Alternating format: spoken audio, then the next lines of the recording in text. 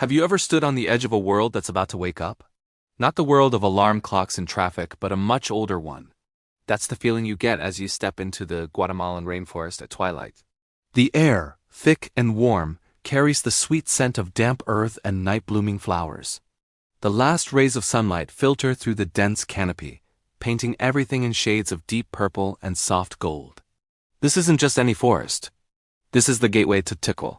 As daylight fades, the jungle begins to whisper. It's not a sound you hear with just your ears, but one you feel deep in your chest.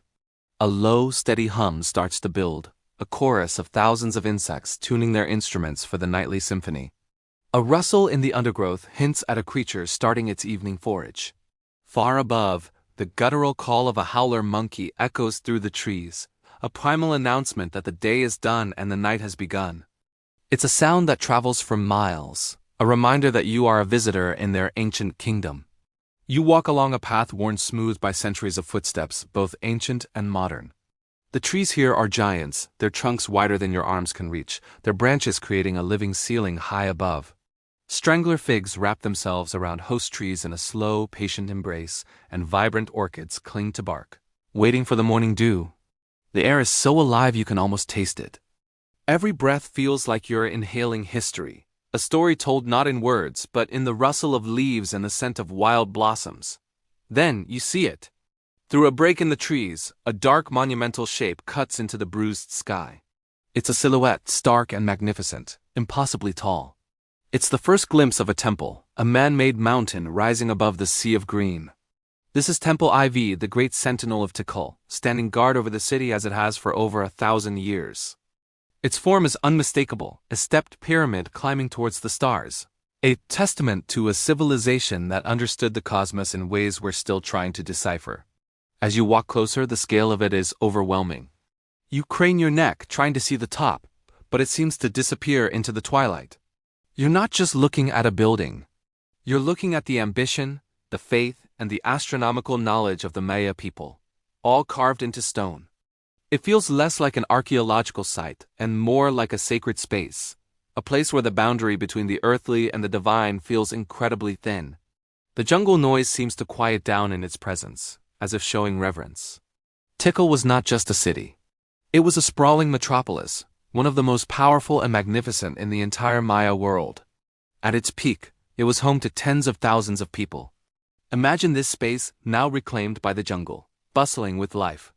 Picture merchants bartering in the great plaza, priests ascending these very steps to perform ceremonies, and children playing in the courtyards. The stones beneath your feet have felt the weight of kings and the hurried steps of artisans. The silence is deceptive. It's filled with the echoes of a vibrant past. We continue our walk, leaving the shadow of Temple IV behind, and the path opens into a clearing. This is the Great Plaza, the very heart of Tikal. Here, the sheer genius of Maya urban planning is laid bare. Facing each other like two ancient titans are Temple I, the Temple of the Great Jaguar, and Temple II, the Temple of the Masks. They dominate the landscape, their steep stairways reaching for the heavens. Even in the dim light, you can make out the intricate details of their roof combs, the elaborate crests that once would have been brightly painted. You stand in the middle of the plaza, a vast expanse of flattened earth and manicured grass, and you feel incredibly small. The temples seem to lean in, sharing secrets with the wind. The acoustics are perfect. A clap of your hands echoes with a strange chirping quality, said to mimic the sacred Quetzal bird. The Maya engineered this intentionally, turning their ceremonial center into a giant musical instrument. It's a place designed for spectacle, for power, and for a deep connection with the gods. As the last light vanishes, the stars begin to appear. Here, far from the light pollution of modern cities, the night sky is a breathtaking spectacle. The Milky Way is a thick, glowing river overhead, and constellations you've only seen in books are sharp and clear. The Maya were master astronomers. These temples are not randomly placed. They are perfectly aligned to track the movements of the sun, the moon, and Venus.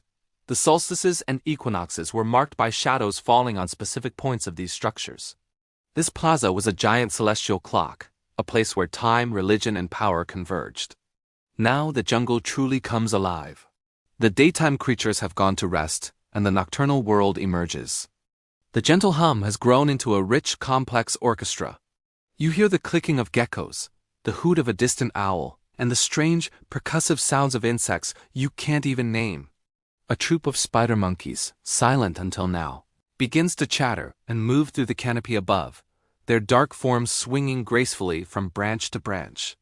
They are the acrobats of the night, their presence adding another layer to the magic of this place. There's a feeling of profound peace that settles over you. The worries and distractions of the modern world feel a million miles away. Here, you are simply a conscious being in a vast living ecosystem. It's a humbling experience, a reminder of our place in the grand tapestry of nature and history. The air grows cooler, and a light mist begins to form, swirling around the base of the temples, making them look as if they are floating on a cloud. It's a scene straight out of a dream, a moment suspended in time. The story of Tikal is one of incredible achievement and mysterious decline. For centuries, it was a beacon of civilization in the heart of the jungle. Then, for reasons still debated by scholars, the city was abandoned. The people left, the buildings fell silent, and the relentless jungle moved in to reclaim its territory. For 1,000 years, Tikal lay hidden, a lost city of legends, its stone pyramids covered in a thick blanket of vegetation. It's only in the last century that it has been slowly, carefully uncovered, revealing its secrets to a new world. As we prepare to leave this enchanted space, you take one last look around. The moon has risen, casting a silvery glow on the stone facades of the temples. The silhouettes are no longer just dark shapes, but are now detailed with soft light and deep shadows, giving them a three-dimensional, ghostly presence. The jungle symphony plays on, a timeless lullaby for a sleeping city. You came here to see ruins, but you're leaving with a feeling of connection to something very much alive, a history that breathes, a nature that speaks, and a place that will forever whisper its stories to those who are willing to listen. Thank you for joining me on this twilight journey into the heart of the Maya world. The story of Tikal is just beginning. In our next chapter, we will return at dawn to climb these ancient pyramids and witness a sunrise that has been greeted from these same heights for centuries. Don't forget to subscribe so you don't miss what's coming next. See you soon. For centuries, the magnificent city of Tikal was a ghost, swallowed by the relentless Guatemalan jungle. Its towering pyramids and grand plazas, once home to tens of thousands, were hidden from the outside world, their existence a secret known only to the local Maya people who lived in the surrounding forests. To them, it was a sacred place, a tangible link to their ancestors, a city of spirits whispered about in stories passed down through generations. They knew the trails, they understood the forest, and they held the city's memory in their hearts. But to everyone else, Tikal had vanished from history. Then, in the 1840s, the whispers reached the ears of the outside world. The era of exploration was in full swing, and tales of lost cities in the jungles of Central America were the ultimate prize. The official rediscovery is often credited to a Guatemalan government expedition in 1848, led by Modesto Méndez and Ambrosio Tut, but getting there was an adventure of epic proportions, an ordeal that tested the limits of human endurance. There were no roads, no signs, no easy paths. The journey was a brutal battle against nature itself. Imagine this, you're part of that first expedition.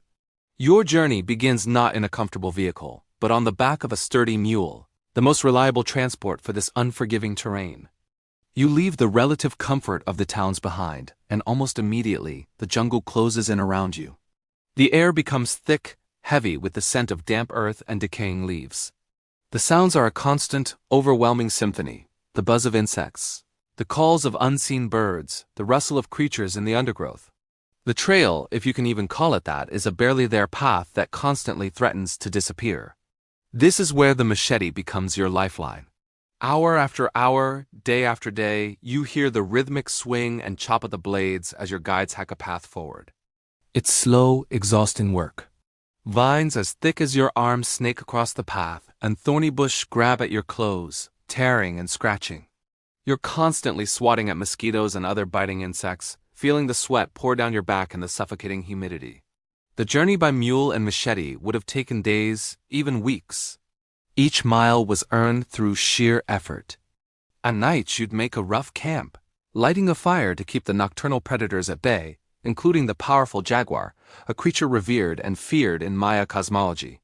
You'd listen to the sounds of the dark, feeling incredibly small and vulnerable in this vast, untamed wilderness. You'd rely entirely on the knowledge of your local guides, who could read the subtle signs of the forest, find water, and navigate where you saw nothing but an impenetrable green wall. Then, after this grueling trek, you'd see it. Through a break in the trees, a shape that doesn't belong. Not a hill, not a mound of earth, but something man-made. The sharp, angular silhouette of a stone structure, reaching for the sky. As you get closer, hacking away the final curtains of vegetation, the full scale of the city begins to reveal itself. First, the top of a temple pyramid, its roof comb emerging like a specter from the canopy. This would have been Temple I or Temple II, the iconic structures that define Tikal's Great Plaza. The feeling must have been absolutely electric. Awe, disbelief, triumph. You've just stumbled upon a lost world. You walk into the Great Plaza, a space that was once paved and bustling. Now carpeted in grass and shaded by giant ceiba and ramon trees, their roots gripping the ancient stones. All around you are the silent, towering pyramids, their sides steep and covered in a blanket of green. You see the Acropolis, a complex maze of palaces and courtyards, all being slowly reclaimed by the jungle. For Mendez and his team, this was the discovery of a lifetime. They were the first outsiders to formally document what they saw, to draw sketches of the strange hieroglyphs and the monumental architecture.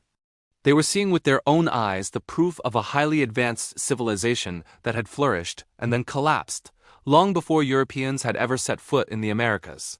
They couldn't have understood the full story, of course. They wouldn't have known the names of the kings, the details of the wars, or the meaning of the complex calendar. But they knew they had found something profoundly important. This moment in the 1840s marks a turning point in Tikal's history. It transitioned from being a local sacred site, a place of memory for the Maya, to becoming a subject of intense international interest. It sparked a wave of archaeological exploration that would slowly, piece by piece, begin to peel back the layers of jungle and time to reveal the secrets of this incredible city.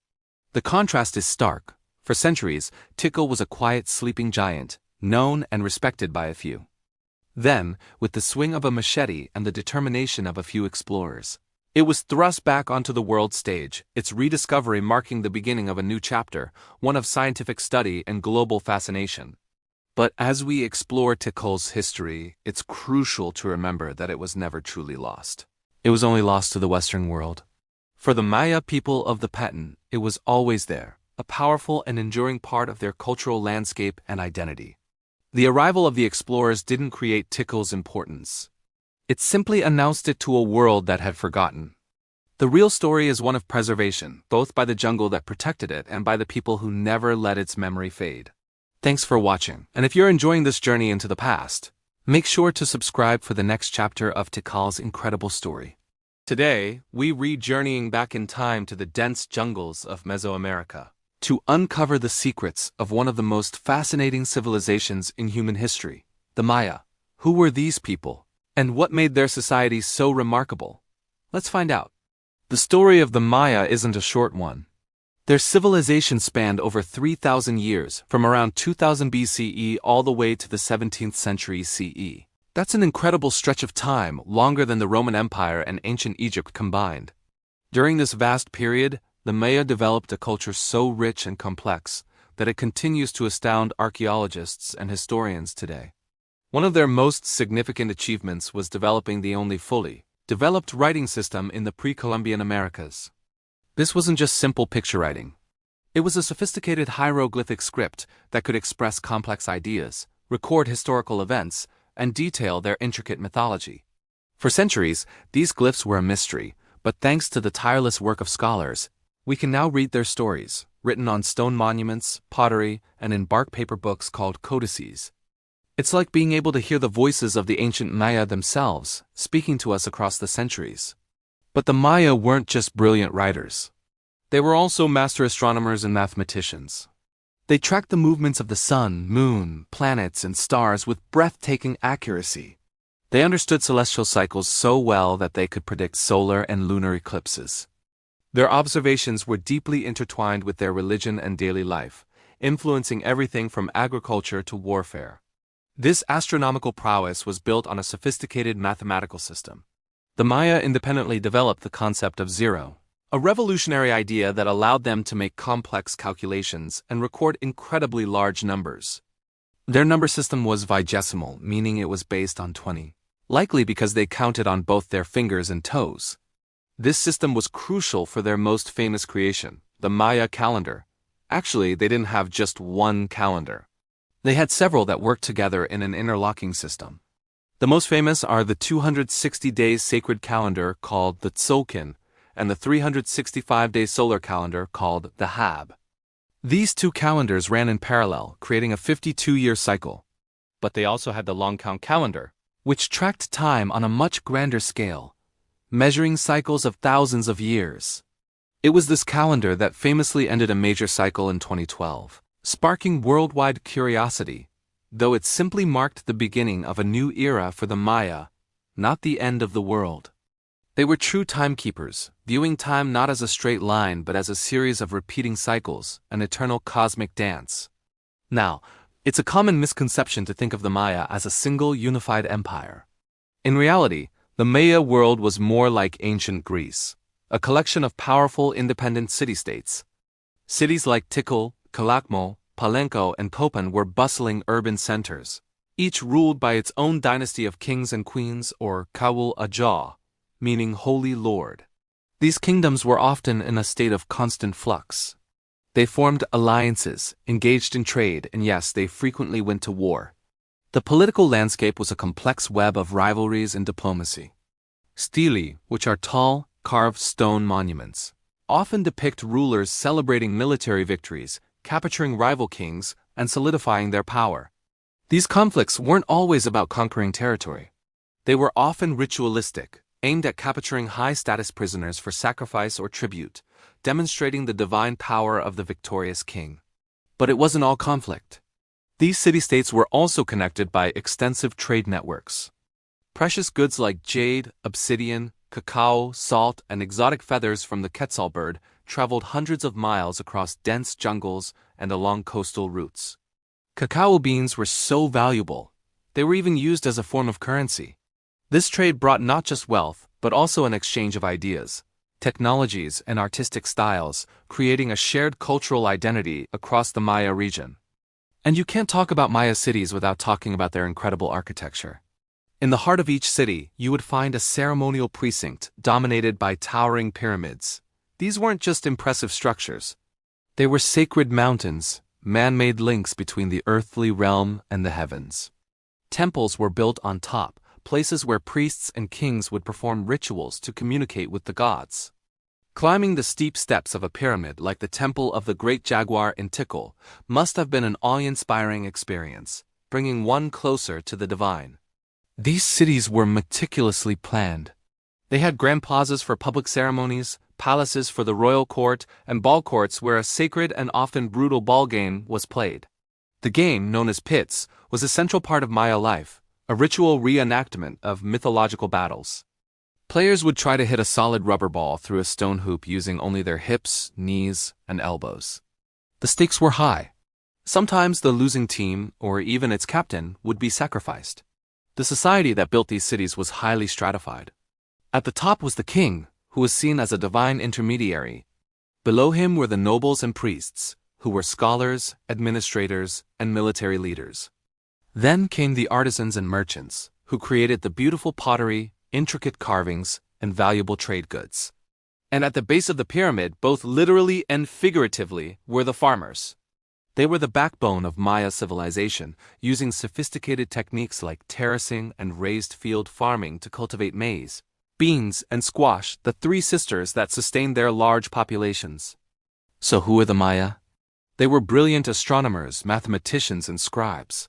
They were master builders and artists. They were fierce warriors and shrewd traders. They were a civilization of timekeepers who saw the universe as a grand, cyclical story, and they recorded their part in it with unparalleled genius. Their world was a complex tapestry of kingdoms competing and cooperating, leaving behind a legacy of towering pyramids and profound knowledge that still inspires wonder today. The Maya civilization may have declined, but its people never disappeared. Millions of their descendants live in the region today, speaking Mayan languages and carrying on ancient traditions. Thank you so much for joining me on this deep dive into the Maya civilization. If you enjoyed this journey through history, don't forget to hit that like button, subscribe to the channel, and ring the notification bell so you don't miss our next adventure. See you in the next video. Welcome back to our journey through the ancient Maya world. Today, we're diving deep into the heart of the jungle to uncover the secrets of a true powerhouse, Tikal. Have you ever wondered what makes a city rise above all others? What turns a small settlement into a sprawling metropolis that dominates its era? Well, Tikal is a perfect case study. In this chapter, we'll explore why this incredible city became a giant among Maya giants. Let's start with the basics: geography. At first glance, Tikal's location might seem a bit odd. It's nestled deep in the Bedtime basin of modern-day Guatemala, far from major rivers or the coast. You might think this would be a disadvantage, right? But the Maya were masters of their environment. They weren't reliant on river irrigation like many other ancient civilizations. Instead, they developed sophisticated water management systems. Tikal is situated on a limestone plateau, naturally elevated above the surrounding seasonal swamps or bajos. This high ground provided a defensible position and a solid foundation for their monumental architecture. More importantly, the Maya of Tikal engineered an incredible network of reservoirs and canals. They captured rainwater during the wet season, storing it in massive man-made reservoirs, some of which were lined with clay to prevent seepage. This water sustained a massive population through the long dry season. This ingenious solution to their water problem was a cornerstone of Tikal's success, allowing it to support a population that may have reached up to 90,000 people at its peak.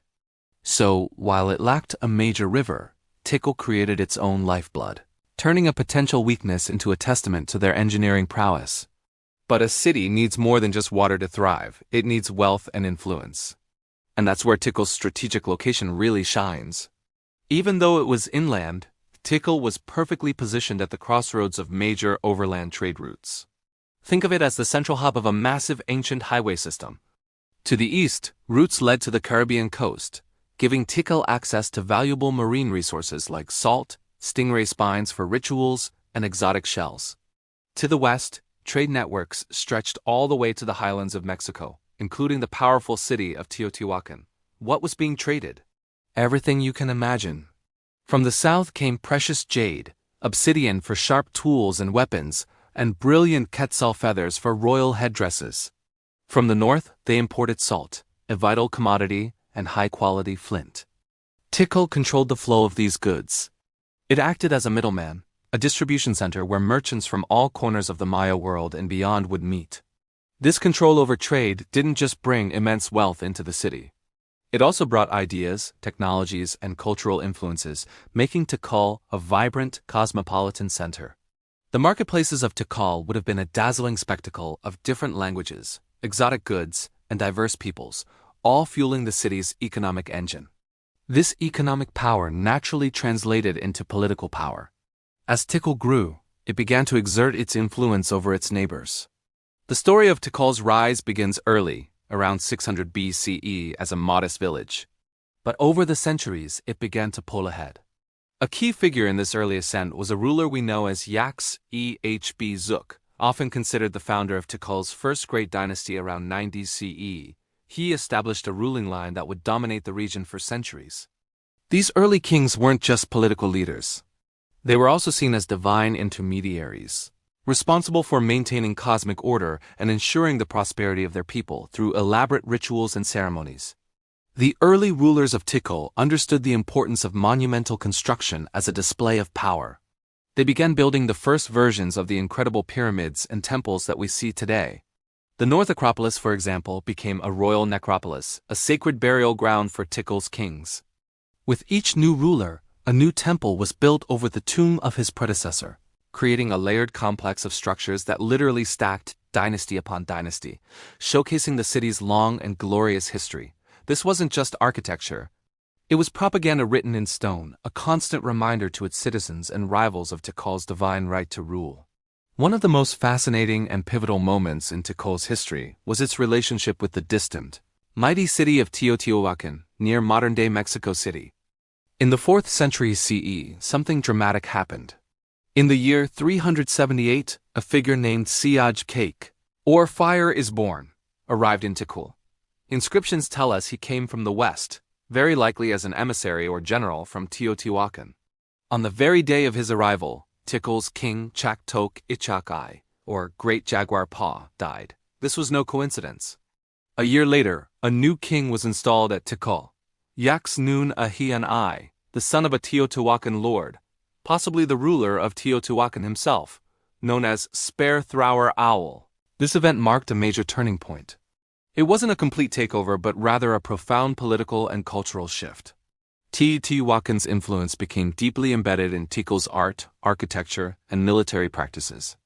We see new styles of pottery, Teotihuacan-style warrior imagery, and the use of the atlatl or spear thrower in Maya warfare. This entrada, or arrival as it's called, catapulted Tikal to a new level of power.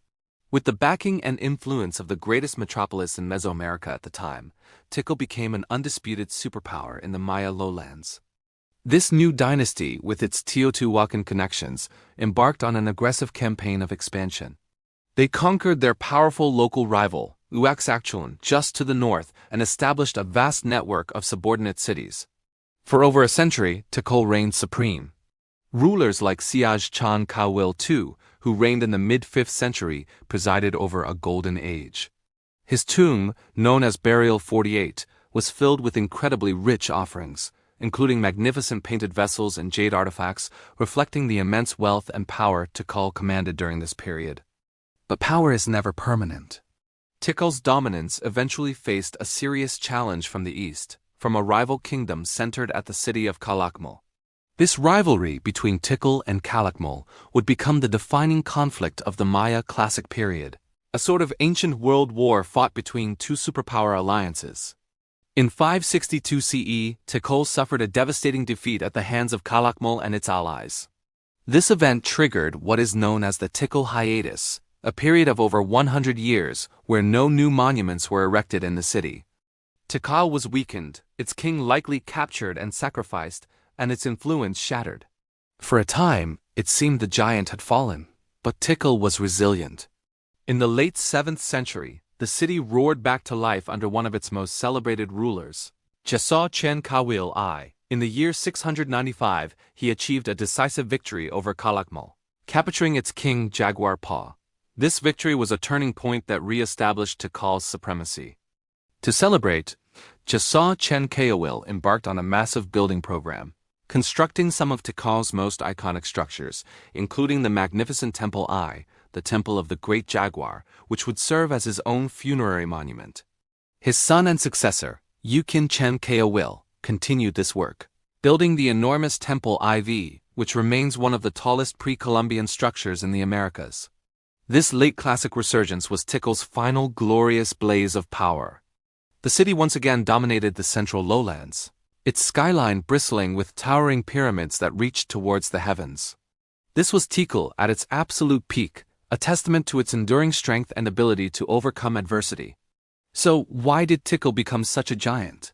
It was a perfect storm of factors: a clever adaptation to its jungle environment, a strategic position on vital trade routes, powerful and ambitious dynasties, a crucial alliance with the great Teotihuacan, and the resilience to bounce back from a devastating defeat. Tikal wasn't just a city. It was an idea, a center of power and culture that shaped the Maya world for nearly 1,000 years. Its story is one of innovation, ambition, and the enduring human drive to build something that lasts. Thank you so much for joining me on this deep dive into the rise of Tikal. I hope you enjoyed it. If you did, please hit that like button, subscribe for more journeys into the ancient past, and let me know in the comments what you find most fascinating about this incredible city. See you next time. Welcome back to our journey through history. Today, we re-stepping away from the grand narratives of kings and conquests to immerse ourselves in the quiet rhythms of daily life in one of the most magnificent cities of the ancient world, Tikal. Let's close our eyes for a moment and imagine the world of the Maya, not as ruins, but as a living, breathing community. As the first light of dawn spills over the jungle canopy, it catches the highest peaks of the sky-high temples. Long before the sun fully rises, a lone figure begins a solemn ascent. A priest, draped in white cotton, makes his way up the impossibly steep stairs of Temple 4. Each step is a deliberate, meditative act, a daily communion with the gods who dwell above the clouds. From this vantage point, he can see the entire world awaken. The mists slowly retreat from the green sea of trees, and below, the city of Tikal begins to stir. His prayers at the summit are for the city, for the corn, for the people. Down in the residential courtyards, the day has already begun. The air fills with the rhythmic slap-slap of hands patting corn dough or masa into tortillas. This is the sound of a Mayan morning, a sound that has echoed through these lands for millennia.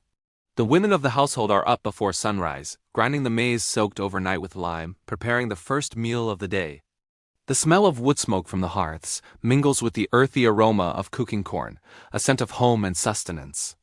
As the sun climbs higher, the men head out from the city center, journeying to their fields, the milpas. These are not vast open plains, but clearings cleverly carved from the dense jungle. Here, the sacred trilogy of Mesoamerican agriculture thrives: maize, beans, and squash. They are planted together in a symbiotic relationship known as the Three Sisters. The sturdy cornstalks provide a natural pole for the beans to climb. The beans fix nitrogen in the soil, enriching it for the other plants, and the broad, sprawling leaves of the squash shade the ground, preserving moisture and preventing weeds. Farming is not just labor. It's a sacred duty, a partnership with the land and the rain god. Chak.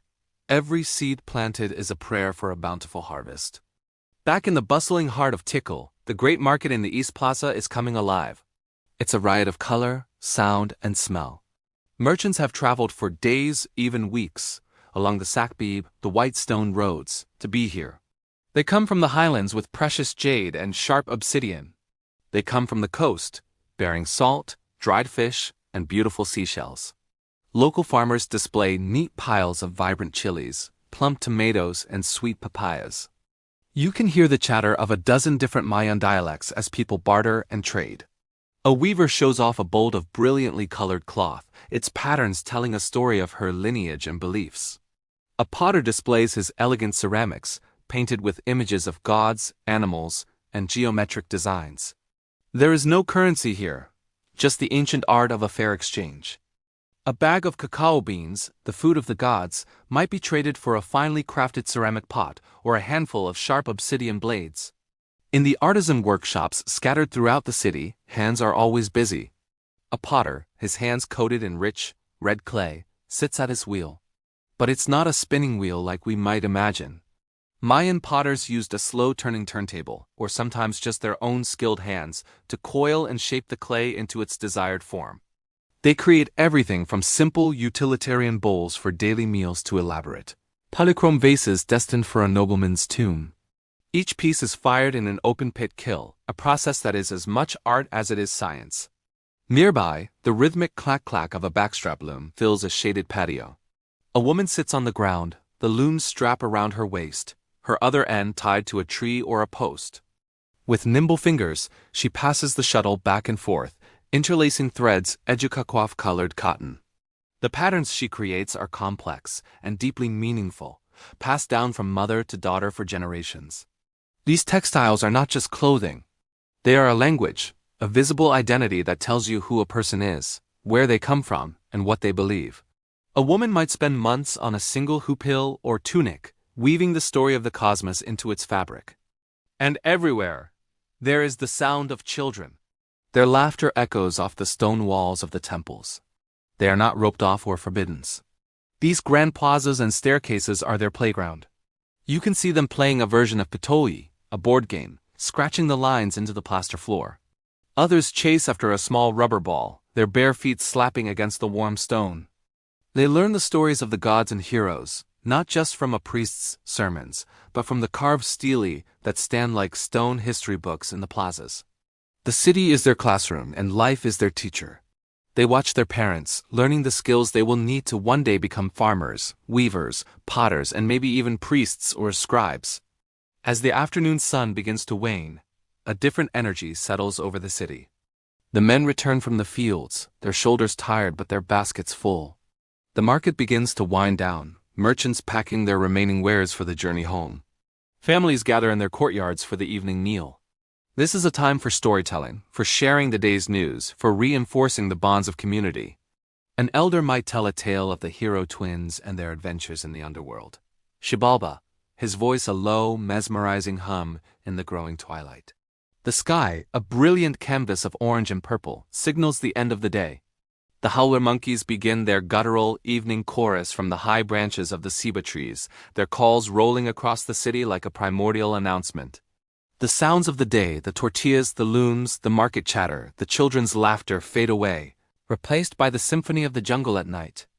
The stone temples, which stood as a backdrop to the day's activities, now transform into dark silent silhouettes against a sky blanketed with stars. For the people of Tikal, these stars are not just distant points of light. They are a map, a calendar, a divine script. The astronomers and priests watch them intently, tracking the movements of Venus and the constellations, for in their dance lies the destiny of the city. This was a day in Tikal. It was a life lived in close connection with the earth, with the gods, and with each other. It was a life of hard work, but also of great beauty, creativity, and community. The grand temples and palaces are what remain, but it was these small, everyday moments that were the true heart of this incredible civilization. It was in the hands of the farmer, the potter, and the weaver, and the laughter of children and the prayers of priests that the spirit of the Maya truly lived. Thank you for joining me on this quiet walk through ancient Tikal. If you enjoyed this glimpse into the past, please consider liking this video and subscribing for more journeys into the worlds of our ancestors. We'll see you next time. Welcome to our journey through time, as we explore Chapter 6, the architecture of the gods, and ask a monumental question. Why did the Maya build upward? When you picture the Maya civilization, what comes to mind? For most of us, it's the image of towering stone pyramids, their peaks piercing the jungle canopy. These structures are more than just ancient ruins. They are a testament to Maya ingenuity, belief, and power. But what drove them to reach for the heavens? The answer is a fascinating blend of religion, astronomy, and politics. First and foremost, these pyramids were sacred mountains, man-made connections between the earthly realm and the celestial world of the gods. The Maya believed in a three-tiered universe: the underworld, the middle world where humans lived, and the heavens above. The pyramids were stairways to the gods, allowing priests and rulers to ascend, quite literally, closer to the divine. Imagine a king climbing those steep steps, disappearing into a temple at the summit.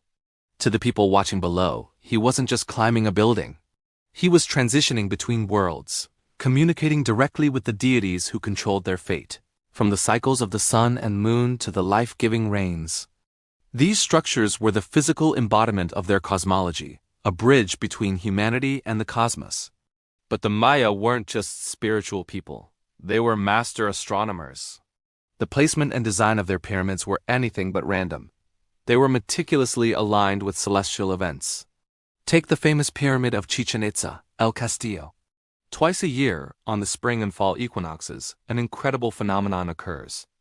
As the sun sets, a shadow in the shape of a serpent appears to slither down the pyramid's northern staircase, a tribute to the feathered serpent god, Kukulkan.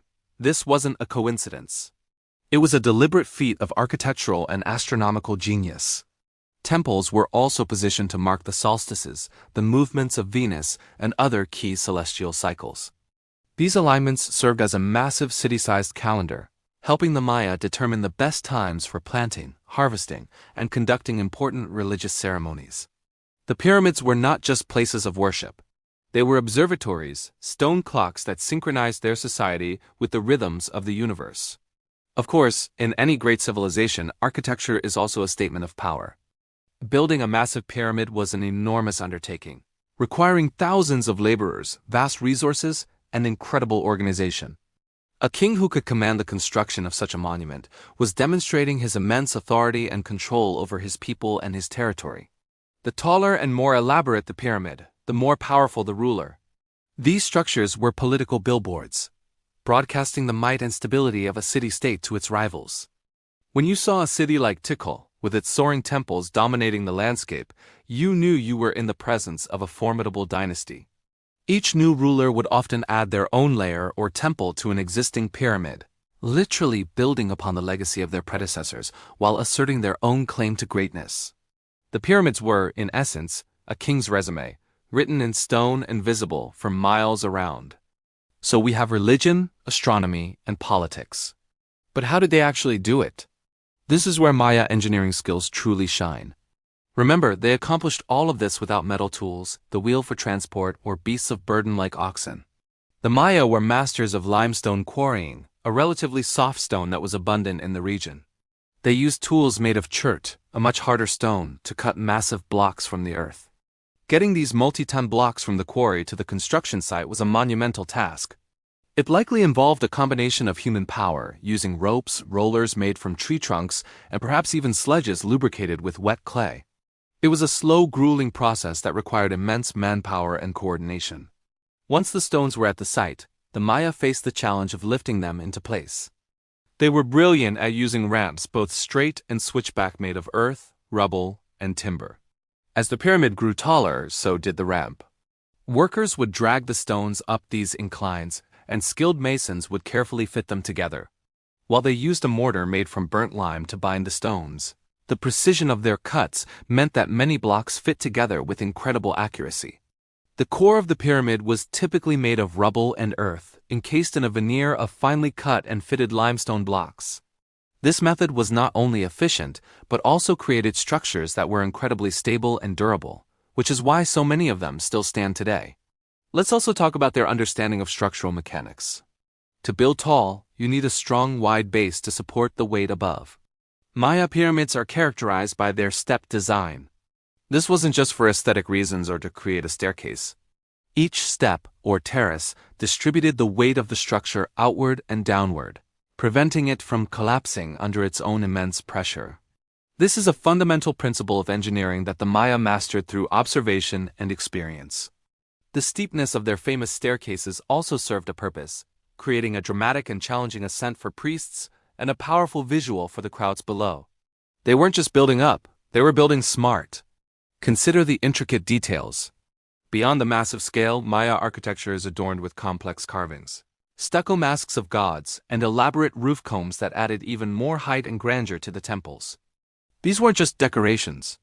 They were narratives, telling stories of creation, lineage, and divine power. The engineering wasn't just about size. It was about integrating art and meaning into the very fabric of their buildings. They created a cohesive architectural language that was both structurally sound and spiritually profound. So, when we look at a Maya pyramid, we are seeing more than just an impressive old building. We are looking at a sacred mountain, an astronomical clock, and a political symbol all rolled into one. We are witnessing the result of incredible human effort and sophisticated engineering, achieved with deceptively simple tools. The Maya built upward to get closer to their gods, to align their world with the cosmos, and to declare their power to all who could see. Their pyramids are a powerful reminder that the desire to reach for the sky, to connect with something greater than ourselves, is a timeless human endeavor. They are a legacy written in stone, a testament to the boundless ingenuity of the human spirit. Thanks for watching, and if you enjoyed this journey into the past, don't forget to like, subscribe, and hit that notification bell for more explorations of our world's amazing history. Welcome back to our journey through the heart of the Maya world. Today, we're exploring one of the most iconic structures in all of Mesoamerica, Temple I, the magnificent temple of the Great Jaguar. Imagine standing here in the great plaza of Tikal as the first rays of dawn break over the jungle canopy. The sun's golden light spills across the clearing, slowly climbing the steep limestone facade of this colossal pyramid, setting it ablaze with an ethereal glow. It's a sight that has captivated people for centuries, a silent testament to the power and ingenuity of the ancient Maya. Temple I stands an impressive 154 feet tall, soaring above the surrounding rainforest. It's not just a building. It's a sacred mountain, a stairway to the heavens, meticulously designed and constructed over 1,000 years ago. Built around the year 732 AD, this 9-tiered pyramid is a masterpiece of Maya architecture. Each of its 9 levels is thought to represent one of the 9 levels of the Maya underworld, Xibalba. As you gaze up its incredibly steep staircase, you can almost feel the spiritual significance of the ascent. This wasn't a staircase for casual strolls. It was designed for solemn, sacred processions, a challenging climb meant to elevate the spirit and bring priests and rulers closer to the gods. The man behind this monumental achievement was one of Tikal's greatest rulers, Jazah Chan Kawil I. His reign marked a resurgence for Tikal, a renaissance after a long period of struggle. He was a formidable warrior king who decisively defeated Tikal's long-standing rival, Calakmul, in the year 695 AD. This victory ushered in a new era of prosperity and power for the city, and Temple I stands as the ultimate symbol of that triumph. It is his victory monument, a bold declaration of his might and his divine connection. Chen Kawil wanted to ensure his legacy would endure for eternity, and by building this temple, he succeeded beyond his wildest dreams. But Temple I is more than just a monument. It's also a tomb. Deep beneath the bedrock, at the very heart of the pyramid's foundation, lies the final resting place of Chen Kawil himself. Discovered by archaeologists in 1962, this royal tomb, known as Burial 116, was one of the most spectacular finds in Maya history. Inside, the king was laid to rest surrounded by an incredible array of treasures. We're talking about exquisite jade ornaments, including a massive jade necklace, intricate pottery painted with scenes from Maya mythology, and delicately carved bones depicting gods and historical events. These weren't just pretty objects. They were powerful tools meant to guide and protect the king on his journey through the underworld, ensuring his successful rebirth as a divine being. The tomb's placement directly beneath the pyramid links the ruler to the structure, turning the entire temple into a conduit between the earthly realm, the underworld, and the heavens. Now, let's talk about that staircase. If you've ever seen pictures of Temple I, you'll know the steps are famously steep, rising at an angle of over 70 degrees. This wasn't a design flaw. It was intentional. The climb was a symbolic journey, a physical and spiritual trial. Imagine a Maya priest, adorned in elaborate ceremonial attire, perhaps a heavy headdress of quetzal feathers and a jaguar pelt, slowly and deliberately ascending these steps. Each step taken was a step away from the mortal world and closer to the divine realm. The height and steepness would have made the priest or ruler appear almost superhuman to the crowds gathered in the plaza below, a figure suspended between earth and sky. The summit of the pyramid is crowned with a small three-room temple, which is itself topped by an elaborate roof comb. This roof comb, once brightly painted, acted like a giant billboard, displaying a massive sculpture of the seated king, further cementing his divine status. It was from this sacred space at the top that the most important religious ceremonies were conducted. Here, rulers would perform rituals of bloodletting and sacrifice, communicating with the gods and ancestors to ensure the continued order and prosperity of the cosmos and the kingdom. The plaza below would have been filled with thousands of spectators, watching these dramatic rites unfold against the backdrop of the rising or setting sun. The temple was the stage for the grand theater of Maya religion and politics, a place where the human and divine worlds met. The Temple of the Great Jaguar gets its name from a carved wooden lintel found in the temple on the summit. This beautifully preserved piece of art depicts a ruler sitting on a jaguar throne, which gives us a direct link to the powerful symbolism of the jaguar in Maya culture. The jaguar was the most powerful predator in the Mesoamerican jungle, a creature of the night, able to move between the worlds of the living and the dead. Rulers often associated themselves with the jaguar to symbolize their strength, authority, and shamanic power. By naming the temple after this magnificent animal, Chen Kawil was aligning himself with its supernatural prowess. As we stand here today, the jungle has reclaimed much of Tikal, but Temple I remains a resolute survivor against the ravages of time. It's a powerful reminder of a civilization that built cities in the sky, that mapped the stars with incredible precision, and that created art and architecture that continues to inspire awe. It's more than just stone. It's a story of power, faith, and the eternal human quest for immortality. It is the heart of Tikal and a true wonder of the ancient world.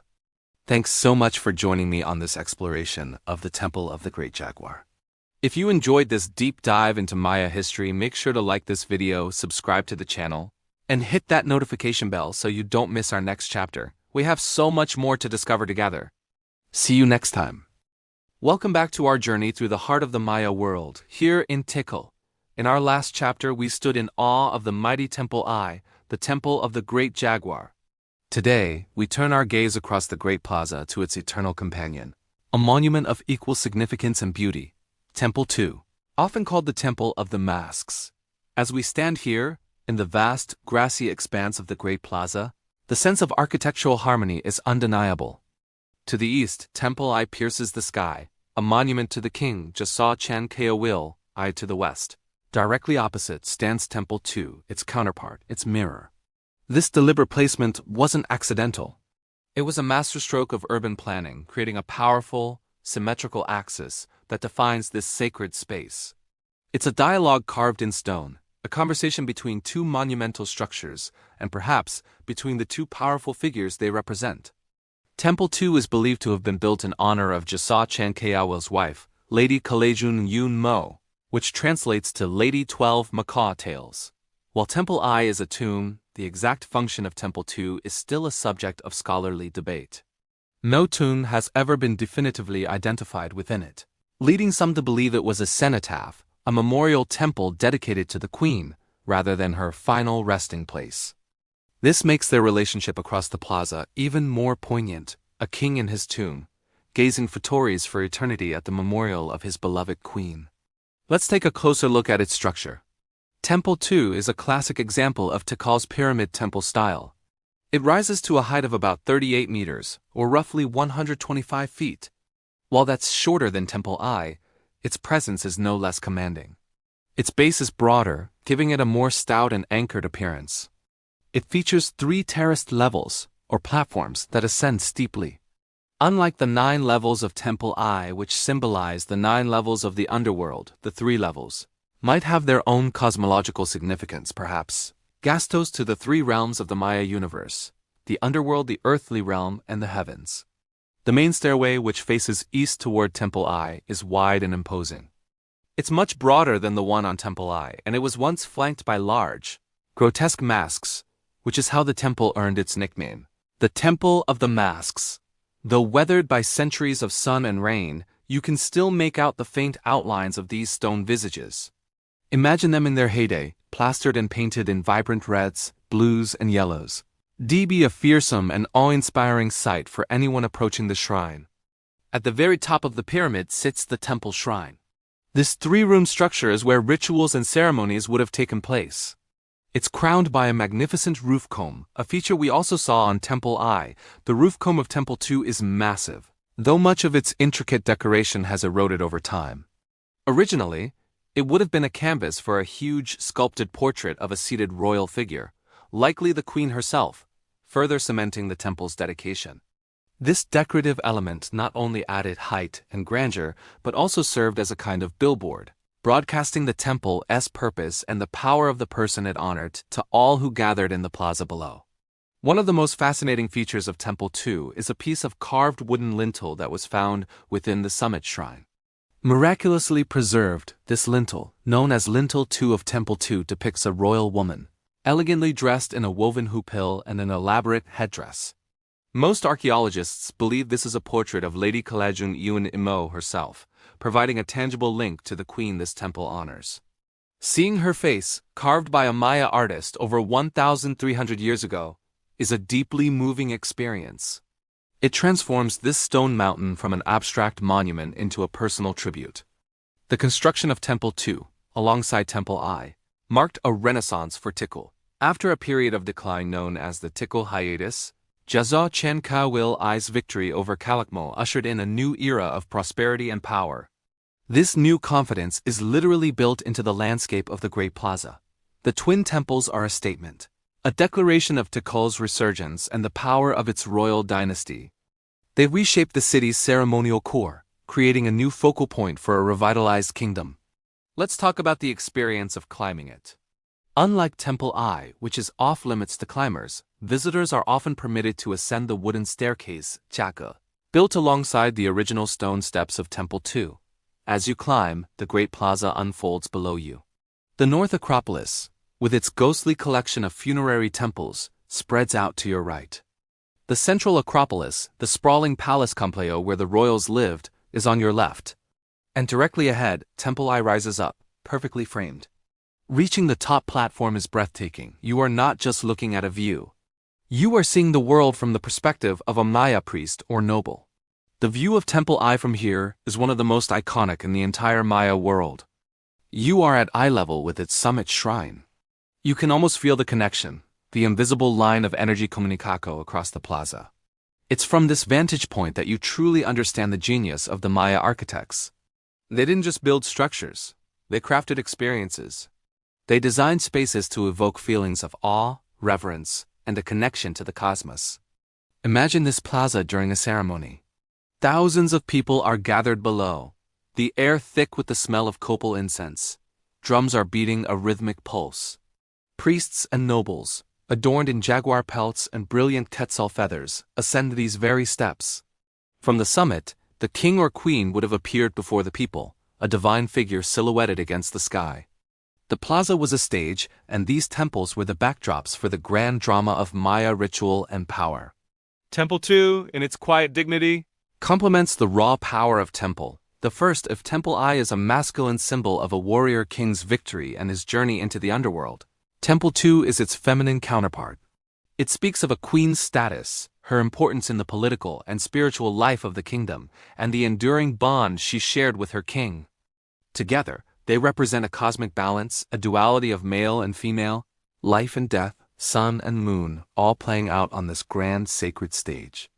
As we descend from the temple and stand once more in the center of the great plaza, take a final look at these two titans. They are more than just ruins.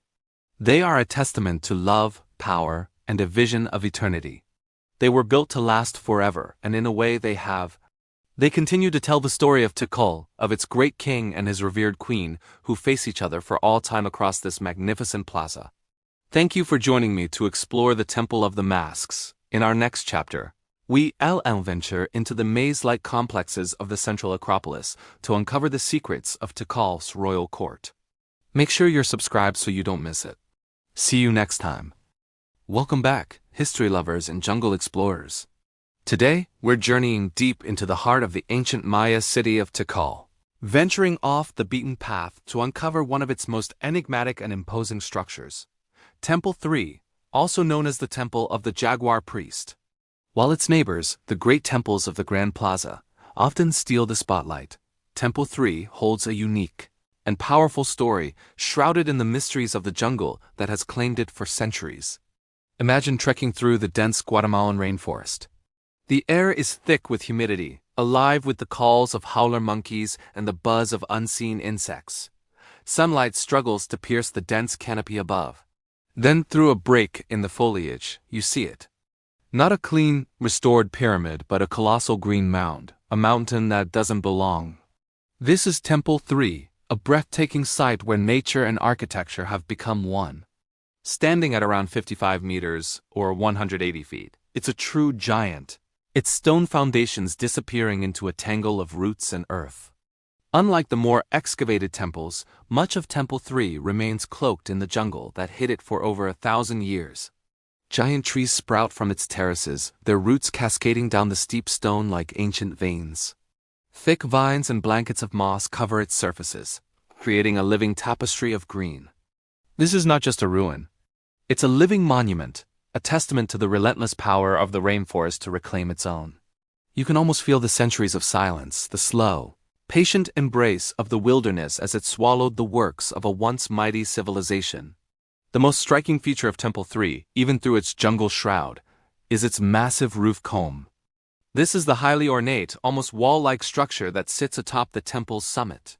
While heavily eroded and covered in vegetation, you can still discern its immense scale. In its prime, this roof comb would have been a spectacular billboard for the gods. Intricately carved and painted in vibrant colors, perhaps depicting the ruler entombed or the deities he served. It was designed to be seen from across the city, a towering symbol of divine authority reaching for the heavens. It wasn't just decorative. It was a spiritual antenna connecting the earthly realm with the celestial world of the gods. Temple 3 was constructed late in Tikal's history, around the year 810 AD, during what is known as the Late Classic period. This was a time of great change and impending collapse for many Maya cities.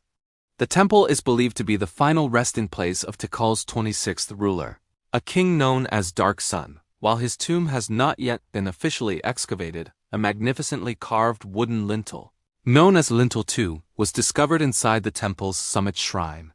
This masterpiece of Maya art gives the temple its name. The lintel depicts a figure, likely Dark Sun himself, dressed in a heavy, opulent jaguar costume.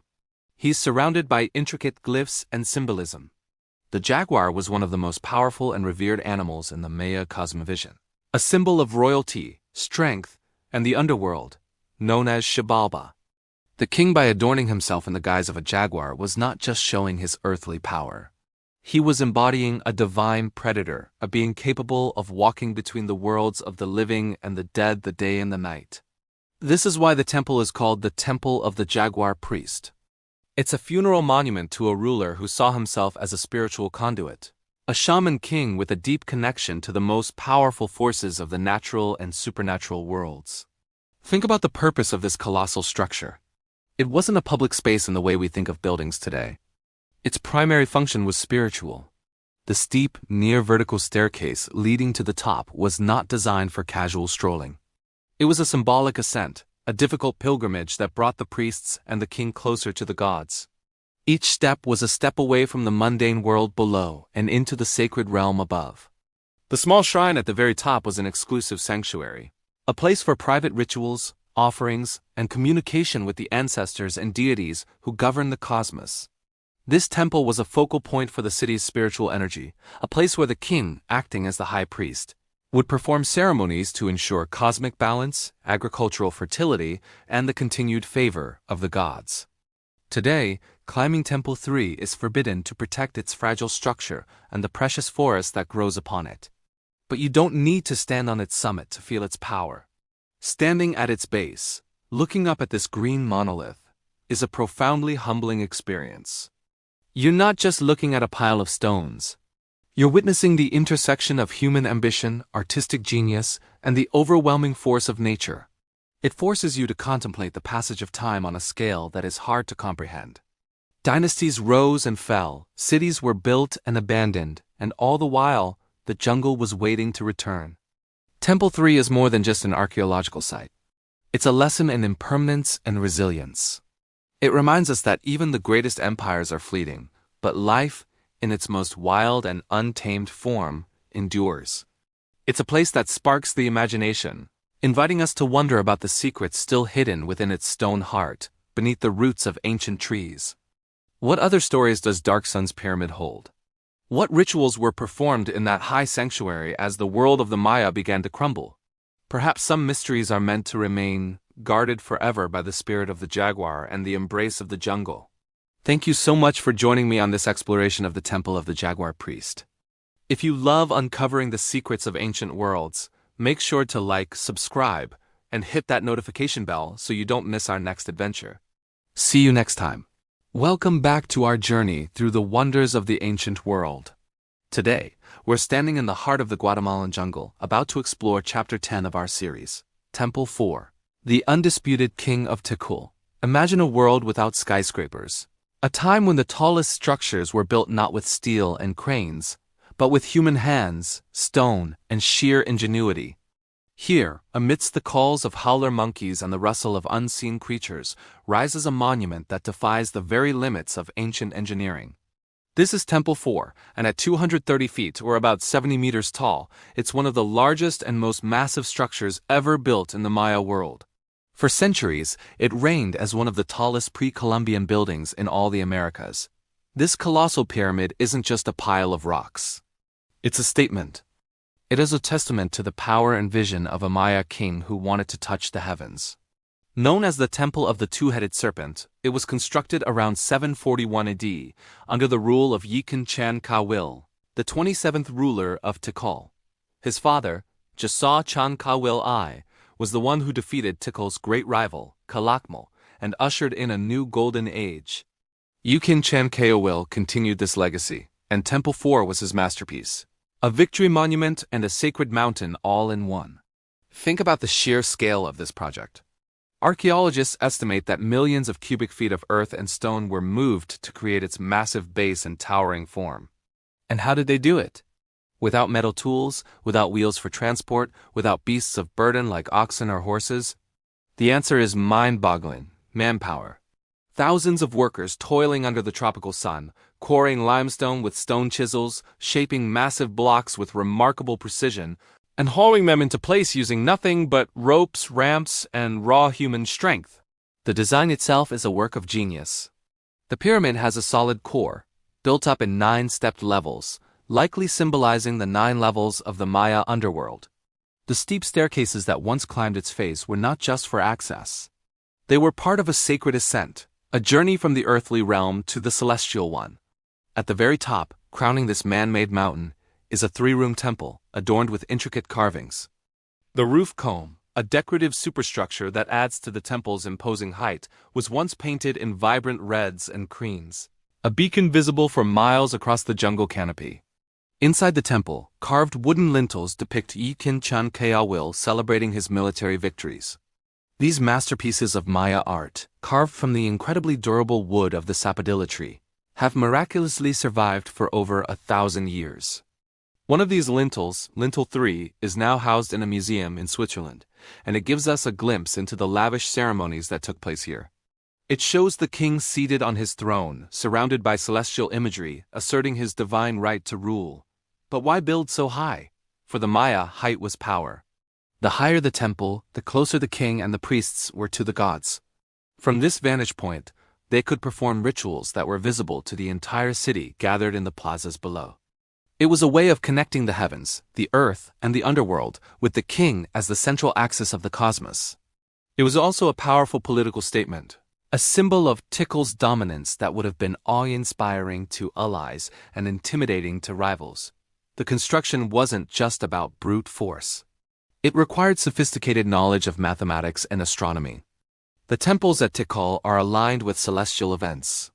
The very placement of Temple IV was likely determined by complex cosmological and calendrical calculations. The architects had to understand soil mechanics to ensure the massive weight wouldn't cause the structure to collapse. They devised clever techniques using rubble and mortar infill to create a stable yet massive core. This was high-level civil engineering centuries ahead of its time. Today, the original grand staircase is too eroded for public use.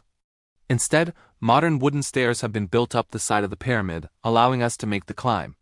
And let me tell you, the journey to the top is an experience in itself.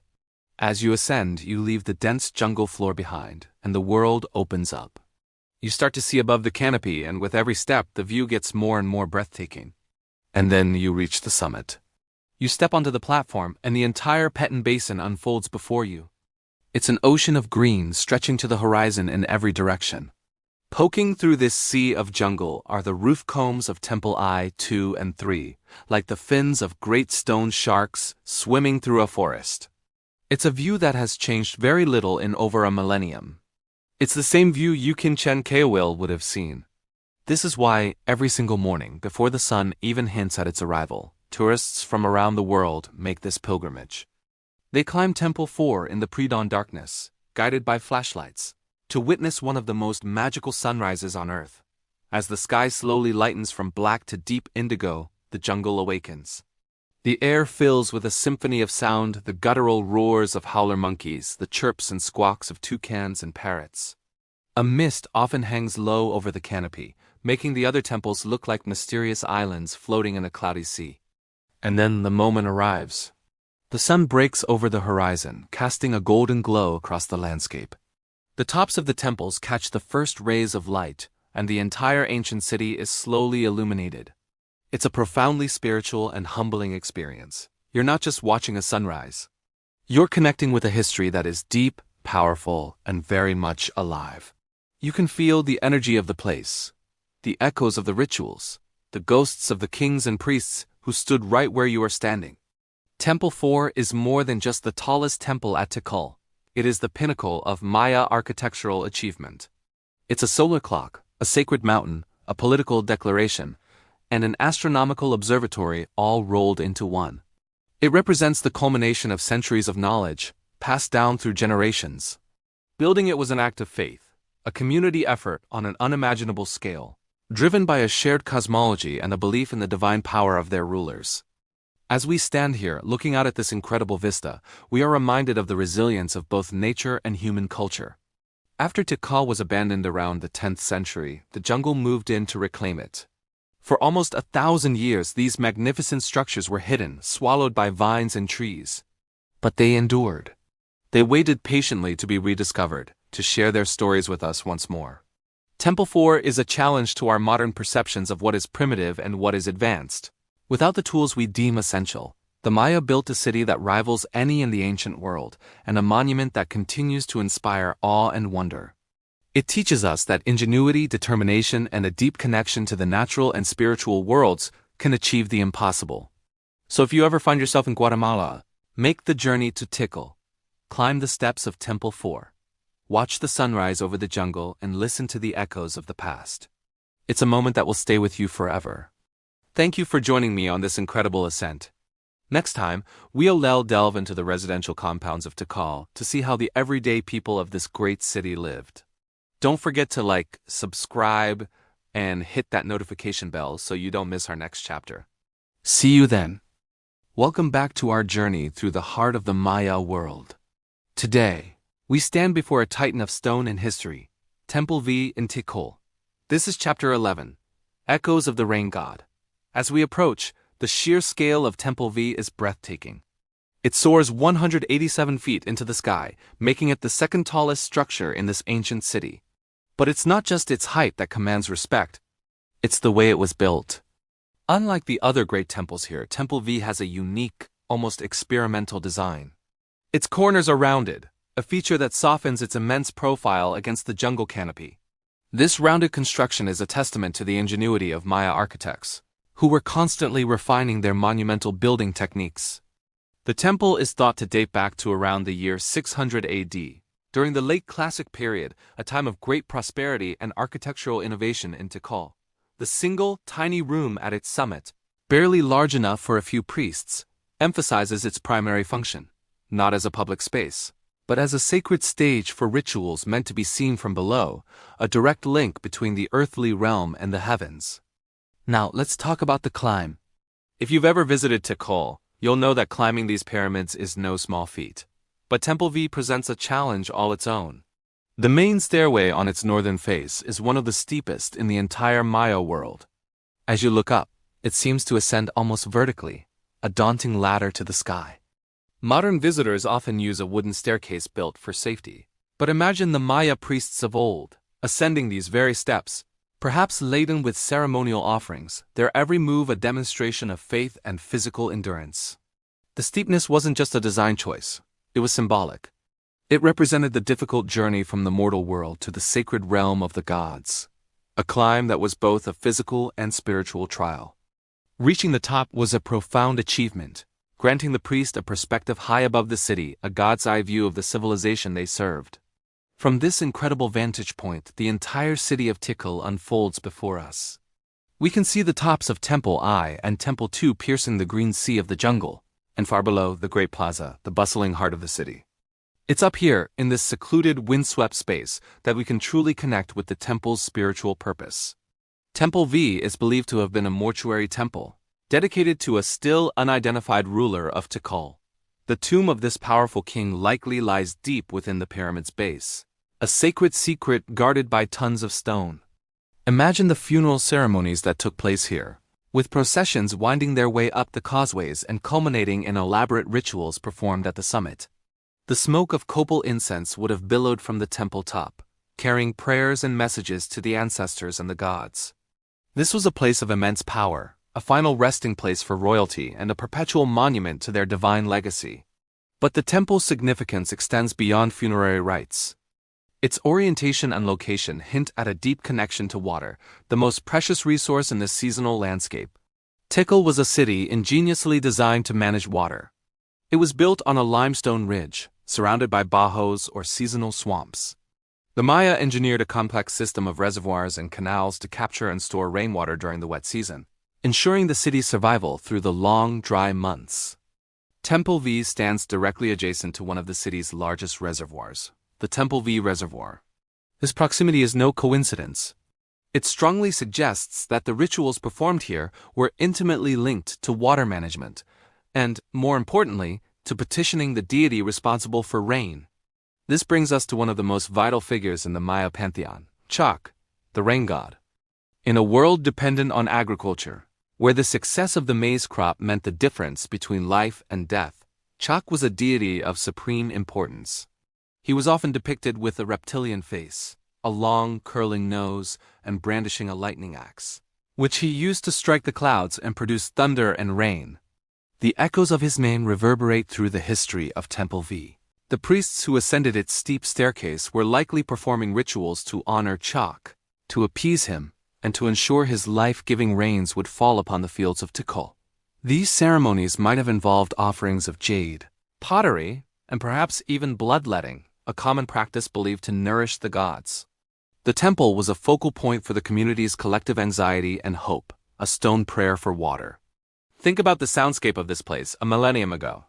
During the dry season, a tense silence would hang over the city, the jungle floor crackling underfoot. The entire populace would look to the sky and to the priests atop Temple V for a sign. Then, the first clap of thunder, a sound created by Chak's axe, would signal the coming relief. The scent of ozone, the dark clouds gathering on the horizon, and finally, the downpour. The rain would have been a celebration, filling the reservoirs, revitalizing the crops, and washing the limestone plazas clean. The sound of water cascading down the temple's steps would have been a symphony of survival, a divine response to the rituals performed at its peak. Temple V was not just a silent monument. It was an active participant in this cosmic drama, a conduit for the forces of nature.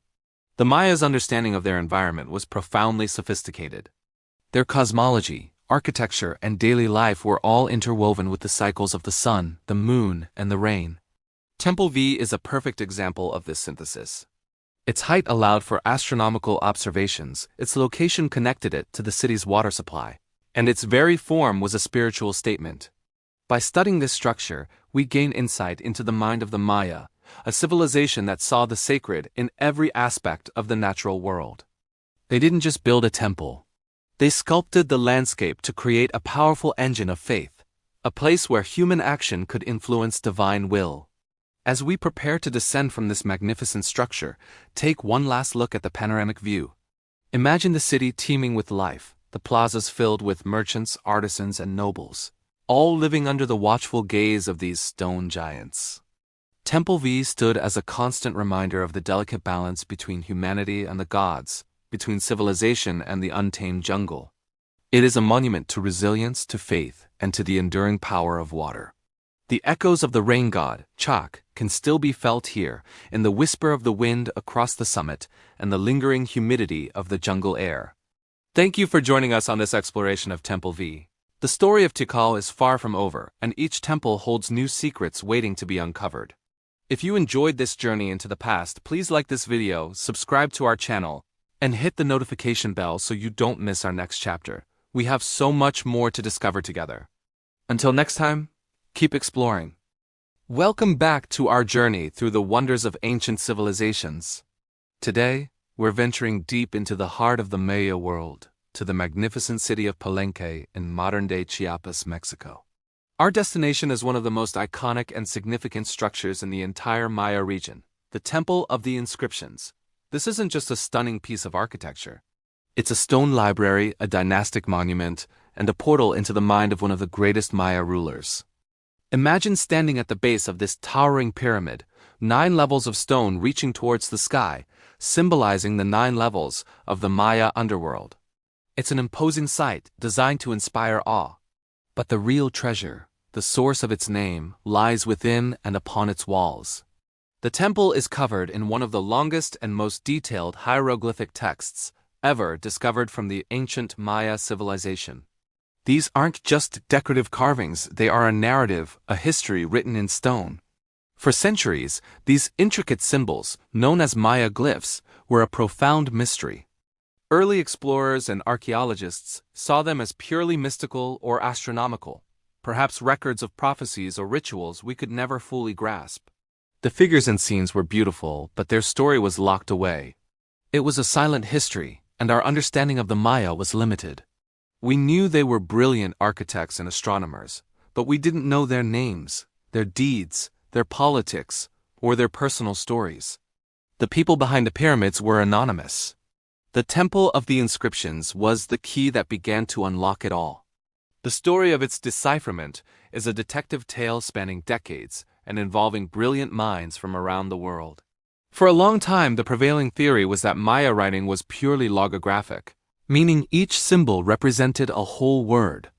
This made it incredibly difficult to decipher, as you'd need to learn thousands of individual signs. Then came a breakthrough from a Russian linguist named Yuri Knorozov. Working in the 1950s from post-war Leningrad, with only photos and published drawings, he proposed a radical idea. The Maya script was not just logographic but also phonetic. It was a mixed system, where some glyphs stood for whole words while others represented phonetic syllables. This meant the Maya could spell out words, just like we do. Knorozov famously declared, "I am a Mayanist. Anything that is written can be read." His idea was initially met with fierce resistance from the established archaeological community, particularly from the leading Mayanist of the time, J. Eric S. Thompson. Thompson was convinced the glyphs were purely symbolic and mystical. The academic world was split, and for decades, Knorozov's phonetic approach was largely dismissed in the West. But the evidence kept mounting. Epigraphers, the scholars who study ancient inscriptions, started applying Knorozov's phonetic principles to the texts at Palenque, including those in the Temple of the Inscriptions. They began to sound out the glyphs. Slowly, painstakingly, names began to emerge from the silent stone. The ha moment was monumental. The carvings weren't just about gods and cosmos. They were about real people, real kings, real battles, and real family drama. So what does the Temple of the Inscriptions actually tell us? The main text, found on 3 massive panels inside the upper temple, chronicles the history of Palenque's ruling dynasty. It's a dynastic family tree, but its focus is on one towering figure, Hianich Janab Paykal, or Paykal the Great. Paykal ascended to the throne in the year 615 AD when he was just 12 years old. He inherited a city-state that had suffered devastating defeats.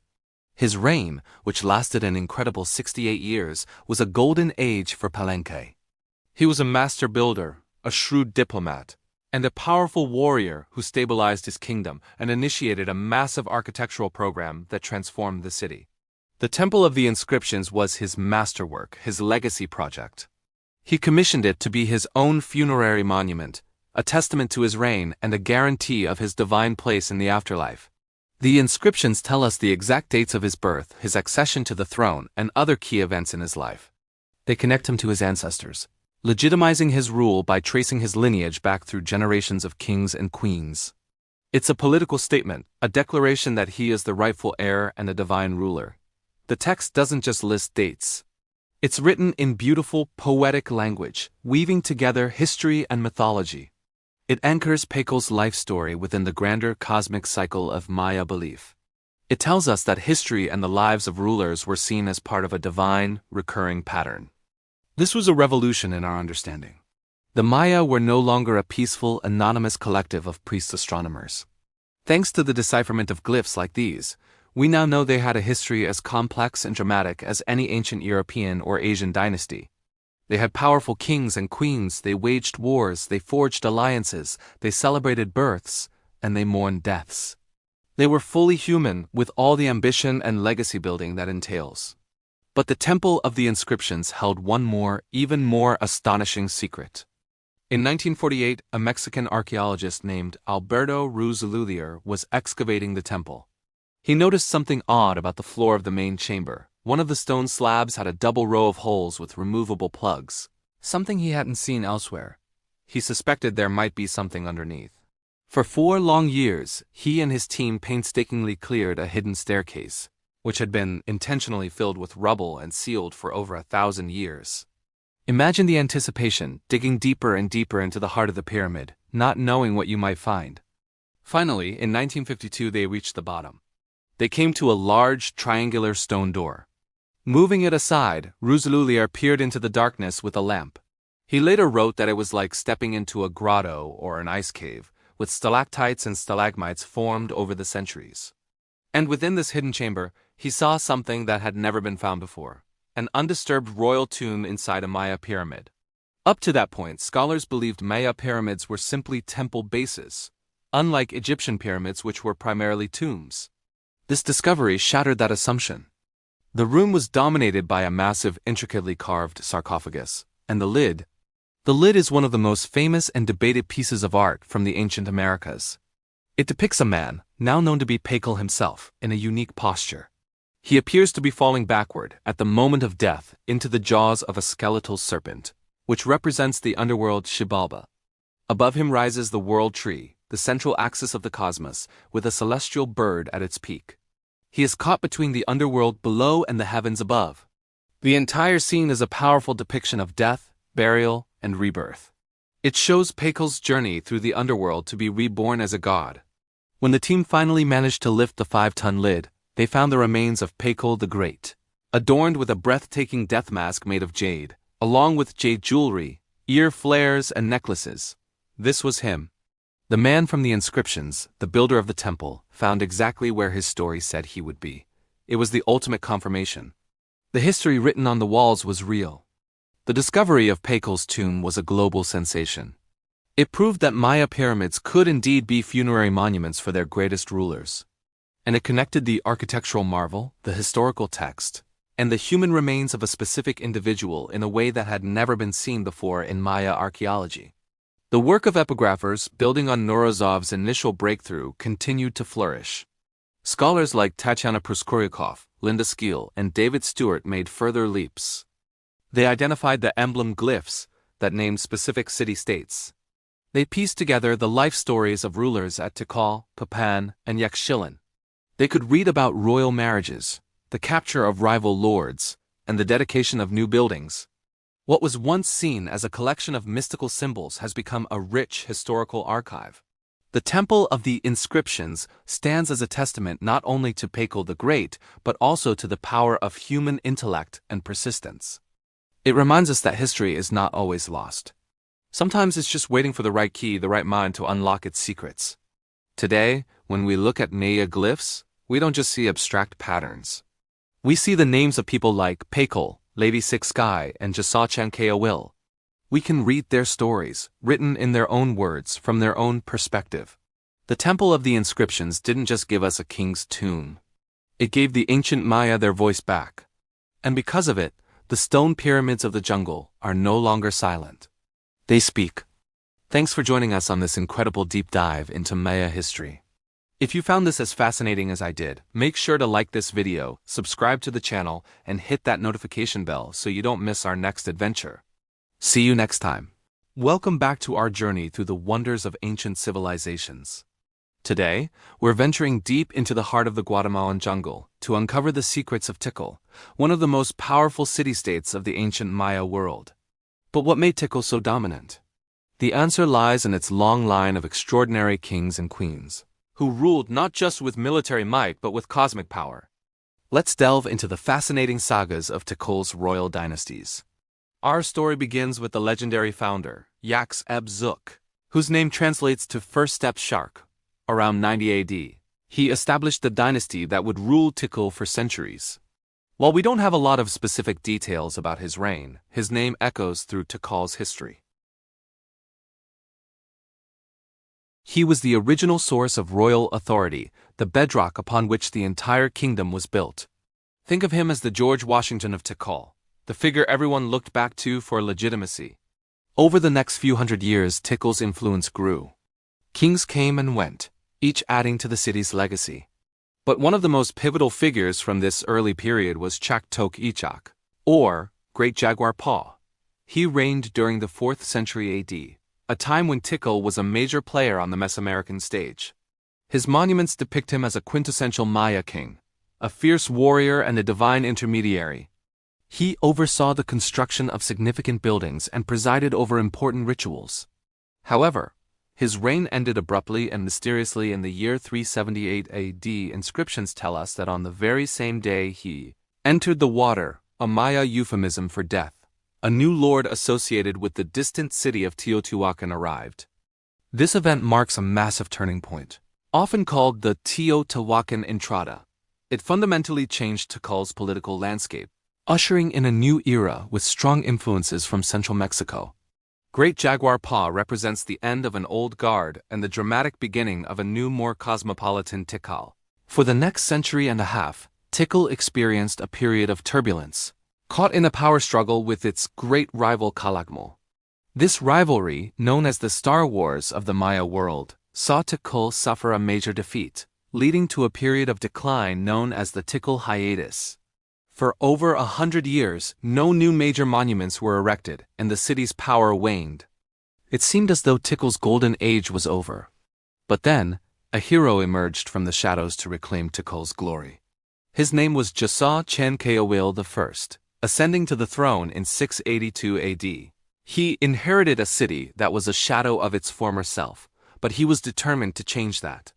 He was a brilliant military strategist and a master of political theater. His defining moment came in 695 AD when he launched a daring attack against Tikal's nemesis Calakmul. In a decisive battle, he captured Calakmul's king, the powerful Yuknung Yuchak Kaik, or Jaguar Paw. This victory was a monumental turning point. It wasn't just a military win. It was a cosmic rebalancing. Jasa Chankayawil had avenged Tikal's earlier defeat and re-established its dominance. But how did he and other rulers convince their people they had the right to rule? It wasn't just about winning battles. Maya kingship was deeply intertwined with religion and the cosmos. Rulers were seen as divine intermediaries, conduits between the human world and the realm of the gods. To legitimize their power, they embarked on massive construction projects. Think of the towering pyramids that dominate Tikal's skyline. These weren't just buildings. They were man-made sacred mountains. When a king commissioned a temple, like the famous Temple I, he was creating a stage for divine performance. Temple I is in fact the funerary monument of Jasa Chankayawil himself. By burying himself within this towering pyramid, he ensured his eternal legacy and transformed himself into a divine ancestor watching over his city. Climbing these temple steps, the king would perform public ceremonies and rituals, often involving elaborate costumes, incense, and sacrifices. These events were carefully orchestrated spectacles designed to awe the population and reinforce the king's sacred status. They might reenact creation myths or communicate with ancestors and deities. From the plaza below, the people would witness their ruler, high above them, literally touching the sky and communing with the gods. This visual language of power was undeniable. Furthermore, rulers commissioned stelae, these large carved stone slabs we see throughout Maya sites. These were not just art. They were public records and propaganda. They depicted the king in all his glory, often standing over captives or holding symbols of power. The accompanying hieroglyphic texts would detail his lineage, his military victories, and the important rituals he performed. Each stela was a declaration. I am the rightful king, chosen by the gods, descended from the great Yaks-eb-Zuk, and I have the power to maintain cosmic order. From the foundational legacy of Yaks-e-X-b-Zuk through the dramatic turmoil of Chaktok-Ichak era, to the glorious rebirth under Jasa Chankayawil, the story of Tikal's rulers is a testament to the intricate blend of warfare, diplomacy, and religion. They were not just kings. They were cosmic architects, shaping their city's destiny by building monumental temples that reached for the heavens and performing rituals that affirmed their divine mandate. Their legacy is written in stone, a story of power, ambition, and the eternal quest for legitimacy. Thanks so much for joining me on this exploration of Tikal's incredible dynasties. What part of their story did you find most fascinating? Let me know in the comments below. And don't forget to like, subscribe, and hit that notification bell so you don't miss our next adventure into the ancient world. See you next time. Imagine standing at the top of the world, on the peak of a towering pyramid, surrounded by a civilization that speaks the language of the cosmos. This isn't just a story. It was the reality for the ancient peoples who built their lives around the movements of the stars. Welcome back to our journey through history. Today, in Chapter 14, we're exploring the powerful and mystical ceremonies that took place in these sky-high cities. Let's transport ourselves back in time. The sun begins to set, casting long, dramatic shadows across the sprawling plazas below. The air, once filled with the sounds of a bustling city, now grows thick with anticipation. Slowly, a new scent fills the air, the sweet, earthy aroma of copal incense. Smoke billows from ornate censers, curling upwards towards the heavens, a fragrant offering to the gods. It's a sacred perfume, meant to purify the space and open a channel between the mortal world and the divine. Then, a sound cuts through the twilight hush. It's a deep, resonant blast from a conch shell trumpet. The sound echoes off the stone walls of the temples, a primal call to order that vibrates through your very bones. One trumpet is answered by another, and then another, until a symphony of shells announces the beginning of the sacred rites. Torches are lit, their flickering flames creating a mesmerizing dance of light and shadow across the carved faces of gods and ancestors on the temple facades. The city, once bathed in the golden light of the sun, is now alive with 1,000 points of fire, a man-made constellation mirroring the one above. Priests, adorned in elaborate feathered headdresses and jade jewelry, begin to emerge. Their faces are painted with symbolic designs, transforming them into living conduits for the divine. They move with a deliberate, practiced grace, every step a part of the ancient choreography. As they ascend the grand staircases, a low hum begins to rise from the crowds gathered in the plaza. It's the start of a chant. The words, spoken in a language now lost to time, are rhythmic and hypnotic. The chant swells in volume, a powerful chorus of voices rising in unison, echoing across the city, a testament to their collective faith and purpose. Why all this elaborate ceremony? What was the driving force behind these breathtaking displays? The answer lies in the sky. For these ancient cultures, the cosmos was not a distant, abstract concept. It was a living, breathing entity that governed every aspect of their existence. The sun, the moon, the planets, the stars, they were deities, cosmic forces that dictated the cycles of life and death, of planting and harvest, of war and peace.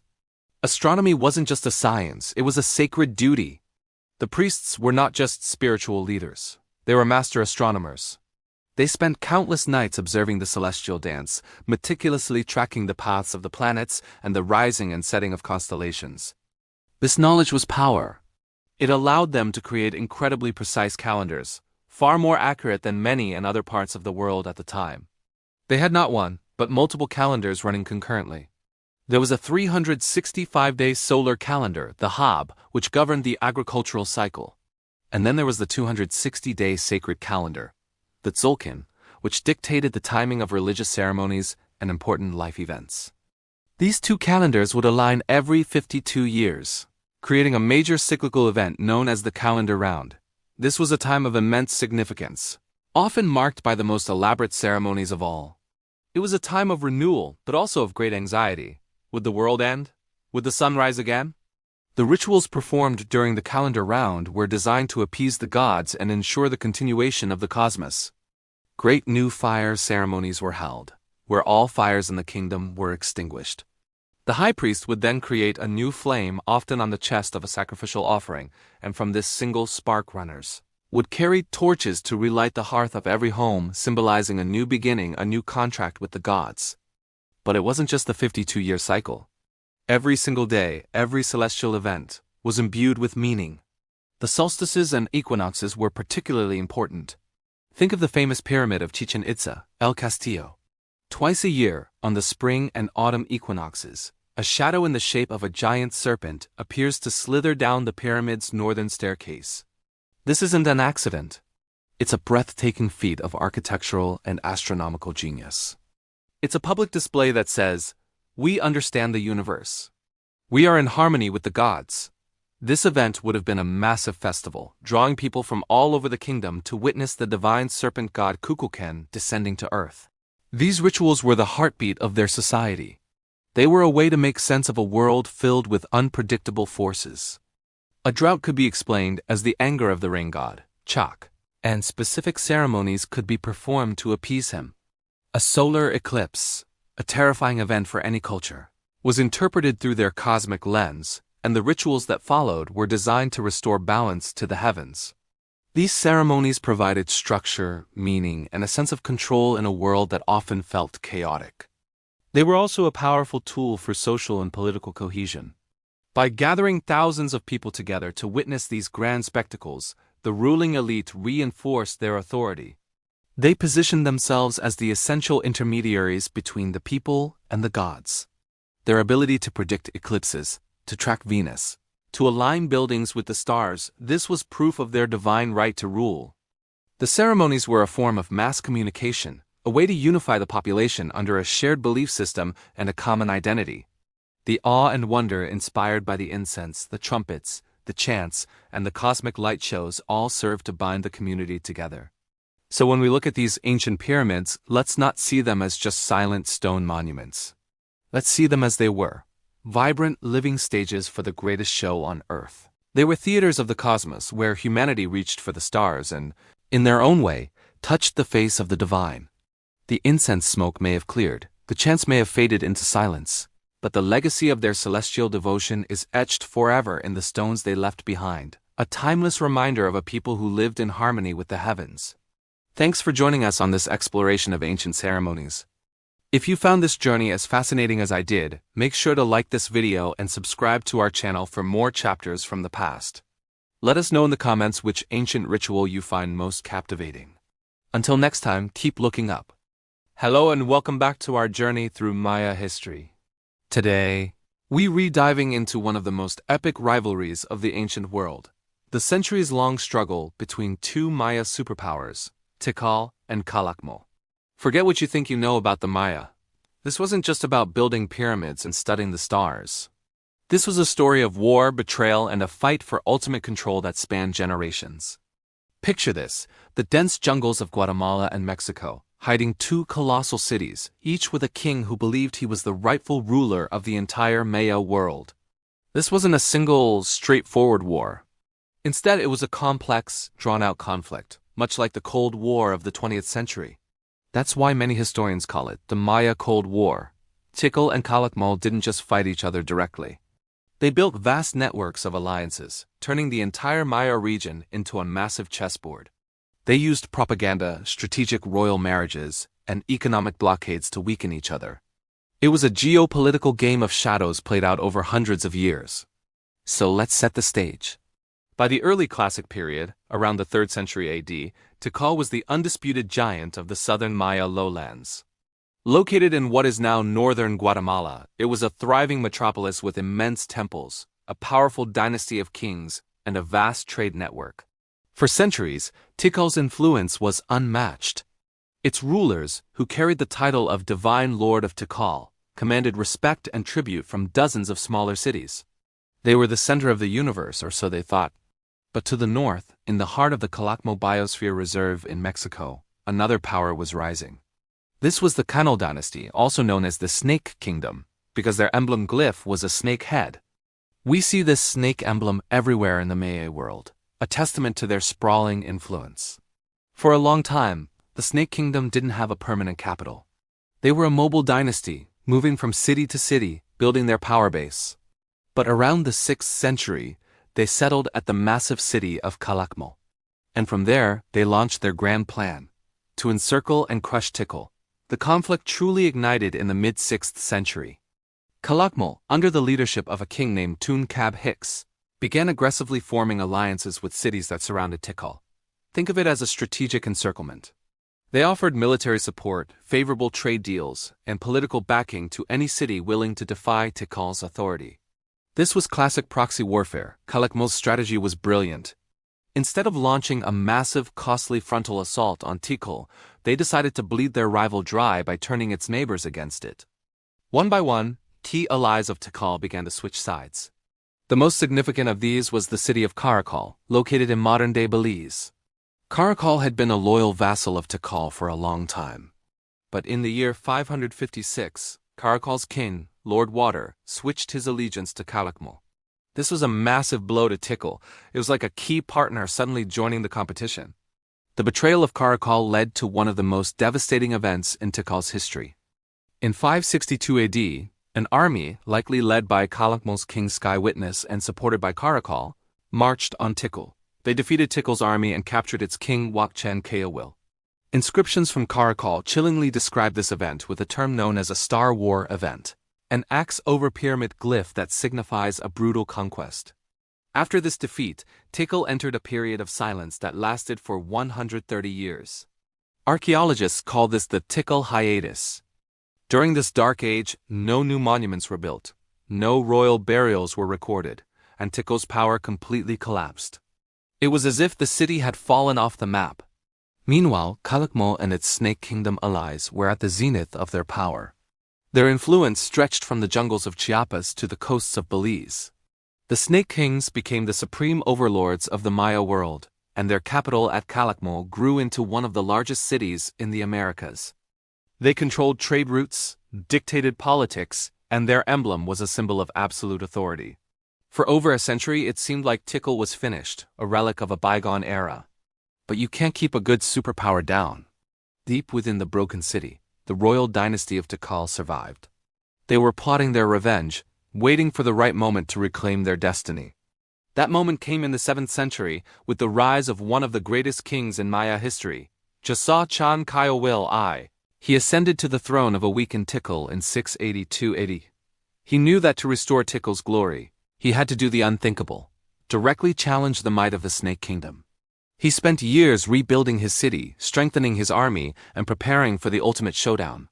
The climax of this epic rivalry occurred in August of 695 AD. Jasa Chen Chawil led his army from Tikal and marched on Calakmul. He met the forces of the Snake King, a powerful ruler named Yuknum Yichak Cake, in a massive battle. Against all odds, Tikal was victorious. Inscriptions at Tikal proudly depict the capture of Yichak Kak, sacred patron deity statue, and possibly the king himself. This victory was a stunning reversal of fortune. It shattered Calakmul as image of invincibility and marked the beginning of the end for the Snake Kingdom's dominance. The spell was broken. Jasa Chan Kayowil returned to Tikal a hero. He celebrated his victory by launching a massive construction boom. The most iconic temples you see at Tikal today, like the towering Temple I, which houses his tomb, and Temple II, were built during his reign. These weren't just buildings. They were powerful statements of rebirth and defiance. Tikal was back, and it was grander than ever. The war wasn't completely over, though. Calakmul's power didn't vanish overnight. There were more battles and skirmishes. Calakmul even managed to capture a Tikal king decades later. But the tide had irrevocably turned. Tikal, with the help of its own network of loyal allies, continued to press its advantage. A final decisive victory came in 736 AD, when Tikal's forces captured the king of Calakmul, Wamal Kayawil, and his sacred effigies. This was the nail in the coffin. After this defeat, Calakmul rapidly declined and never again challenged Tikal for supremacy. Tikal, having vanquished its great rival, entered a new golden age. The late 8th century saw Tikal reach its peak population and influence. It once again stood as the dominant power in the southern Maya lowlands, but this victory was bittersweet. The centuries of constant warfare had taken a heavy toll on the entire Maya region. The endless conflict drained resources, destabilized political systems, and may have contributed to the widespread societal collapse that followed in the 9th century. The story of Tikal and Calakmul is a powerful reminder that the Maya world was not a peaceful realm of astronomer priests. It was a dynamic and often brutal political landscape, where kings and dynasties vied for power in a complex game of strategy and warfare that shaped the course of Mesoamerican history. It's a true historical epic, a tale of two cities locked in a struggle for 150 years, a Maya Game of Thrones, played out in the heart of the jungle. Thanks for watching. I hope you enjoyed this deep dive into the Great Maya Cold War. It's a fascinating chapter of history that shows us just how complex ancient civilizations could be. If you liked this video, please hit the like button, and don't forget to subscribe and ring the bell so you won't miss our next adventure into the past. Let me know in the comments which ancient rivalry you'd like to see covered next. Until then, stay curious. Welcome back to our journey through the wonders of the ancient world. Today, we're venturing deep into the heart of the Guatemalan jungle, to the magnificent city of Tikal. You might see towering temples and sprawling plazas, but the ancient Maya saw something much more, a powerful instrument to read the heavens. Tikal wasn't just a city. It was a cosmic clock, and its buildings were the gears that tracked time and space. How did they achieve this incredible feat without modern technology? Stick around as we decode the celestial secrets locked within the stones of Tikal. The Maya were master astronomers, and their cities were designed to reflect their deep understanding of the cosmos. Their universe was a living, breathing entity, and the movements of the sun, moon, and stars were divine messages that dictated everything from agriculture to warfare. To them, architecture and astronomy were one and the same. The very layout of Tikal is a testament to this, with its temples and plazas acting as a giant, city-sized observatory. They didn't just build structures. They sculpted the landscape to mirror the sky, creating a sacred space where the earthly and the divine could meet. Let's start with the basics. Tracking the sun. The sun's journey across the sky marks the days and the seasons. For an agricultural society like the Maya, Knowing the exact time to plant and harvest was a matter of life and death. They needed a precise calendar, and they built one into their city. The key lies in specific architectural arrangements known as E-groups. An E-group is typically a large pyramid on the west side of a plaza, facing a long platform on the east side that has 3 smaller temples on top of it. Now, here's where the magic happens. Imagine standing on the western pyramid. On the day of the summer solstice, the longest day of the year, you would see the sun rise directly over the northernmost temple on the eastern platform. On the winter solstice, the shortest day of the year, the sun would rise over the southernmost temple. And what about the equinoxes, the 2 days a year when day and night are of equal length? You guessed it. On those days, the sun would rise perfectly behind the central temple. This wasn't a coincidence. It was a brilliant and deliberate design. These E-groups served as a permanent, reliable solar calendar, allowing Maya priests and astronomers to mark the changing seasons with unfailing accuracy. Tikal's famous Lost World complex is a prime example of this celestial engineering in action. But the Mayas' cosmic obsession didn't stop with the sun. They were equally fascinated by the moon and its cycles. The lunar phases were crucial for their intricate calendar systems and for scheduling religious ceremonies. While tracking the moon is more complex than tracking the sun, evidence suggests that certain alignments and sightlines from temple doorways and windows were used to follow its path across the night sky.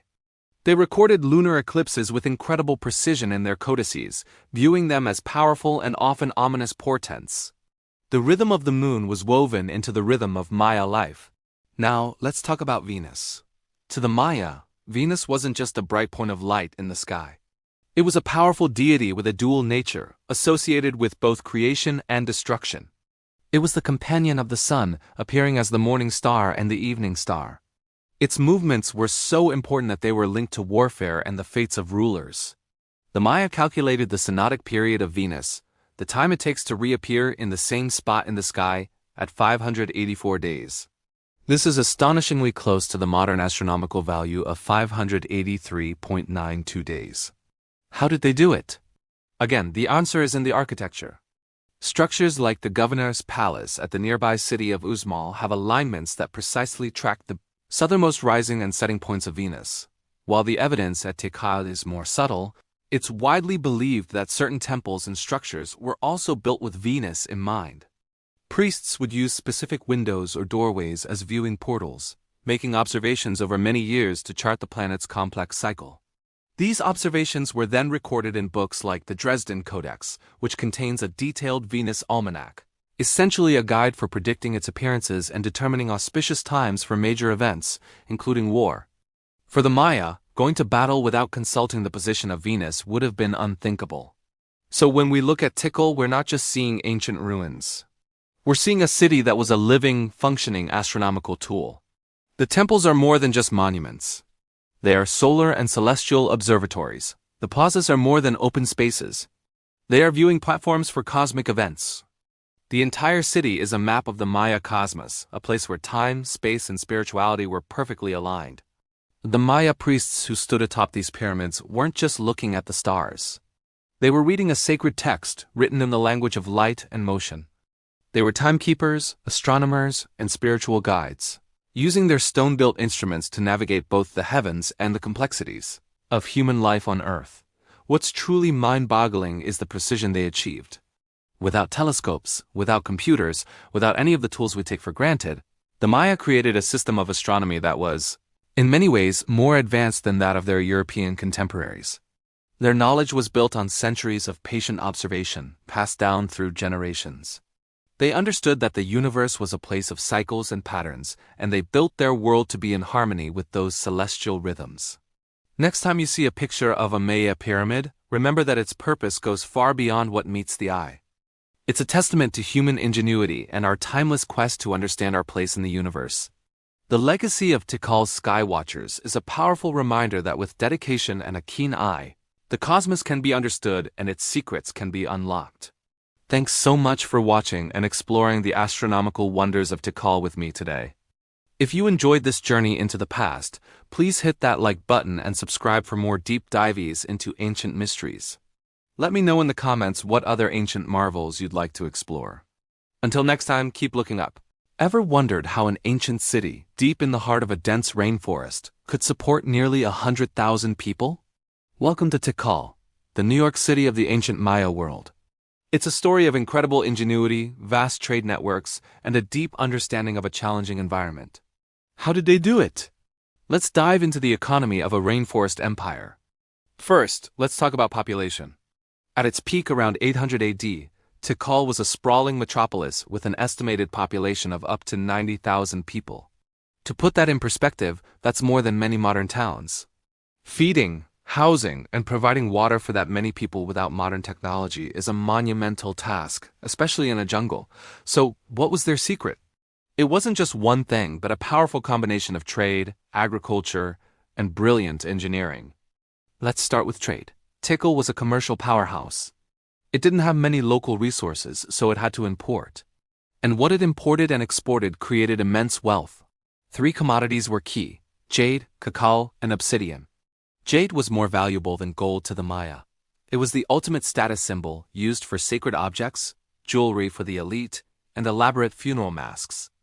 Tikal controlled key trade routes from the Motagua River Valley, hundreds of miles to the south, which was the only source of jadite in Mesoamerica.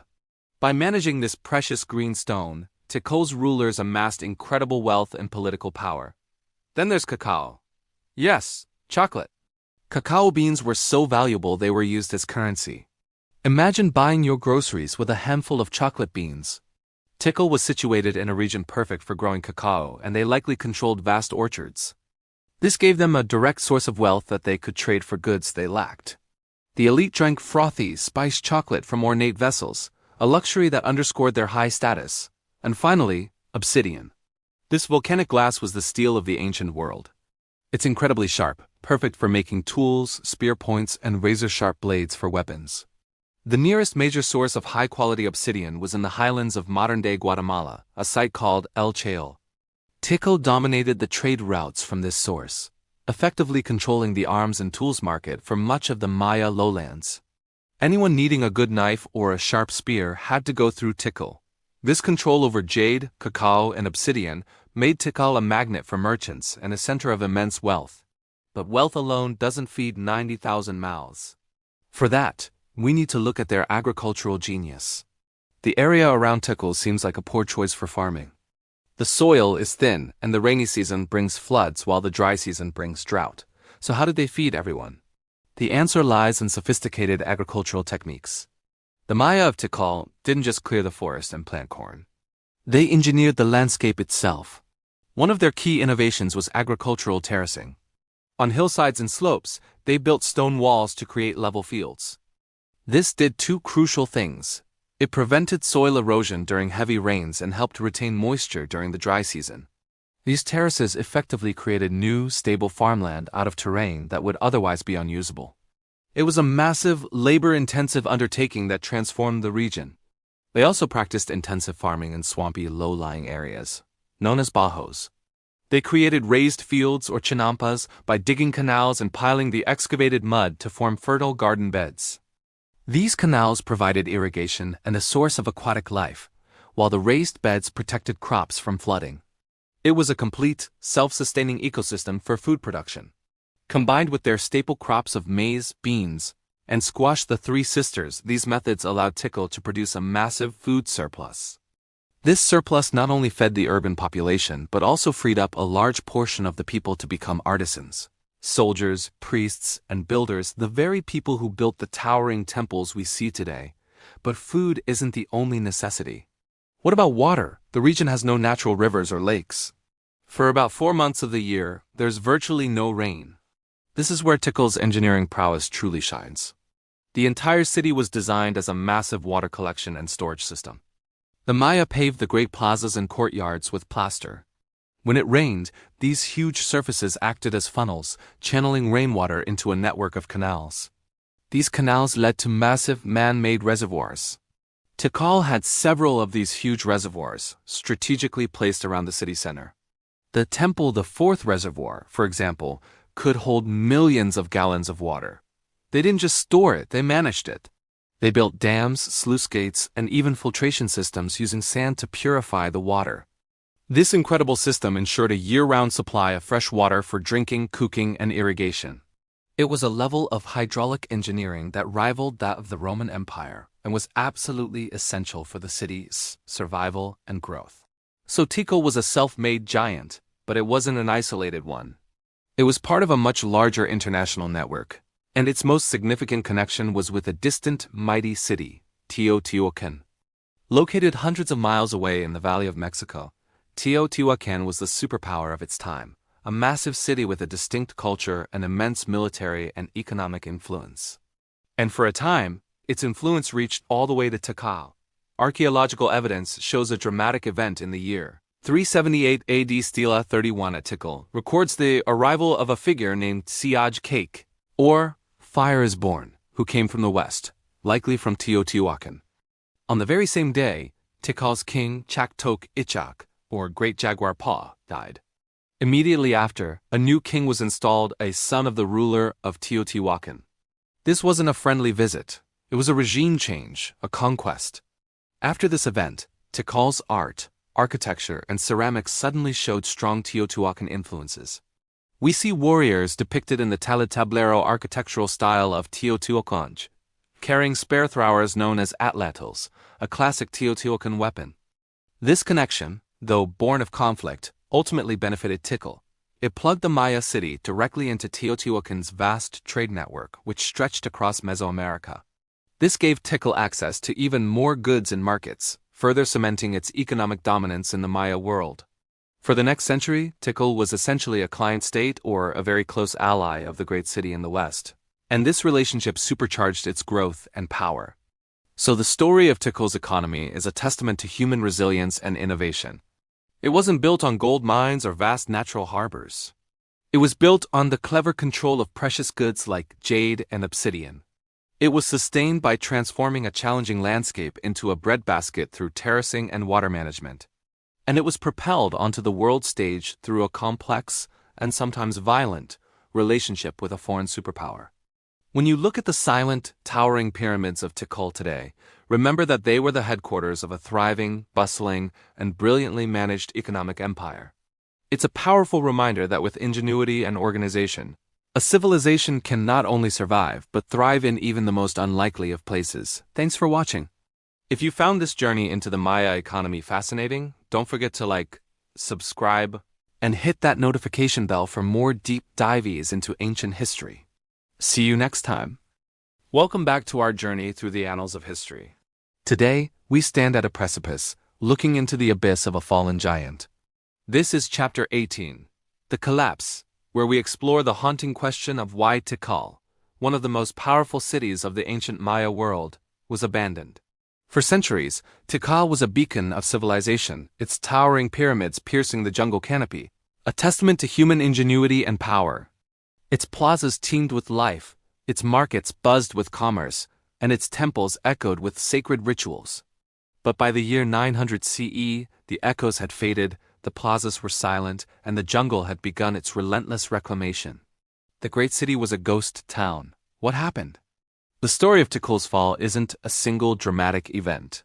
It's a slow, agonizing unraveling, a perfect storm of crises that converged over a century, from roughly 800 to 900 CE. Imagine a complex machine with many interlocking gears. Now, imagine those gears beginning to grind against each other, one by one, until the entire machine shudders to a halt. One of the first gears to fail was the environment. Tikal's very success planted the seeds of its demise. To feed a booming population, which may have reached 60 to 90,000 people at its peak, the Maya cleared vast swaths of rainforest for agriculture. This widespread deforestation had catastrophic consequences. It led to soil erosion, reducing the land's fertility year after year. More critically, it disrupted the delicate local climate. The trees that once helped to cycle moisture into the atmosphere were gone.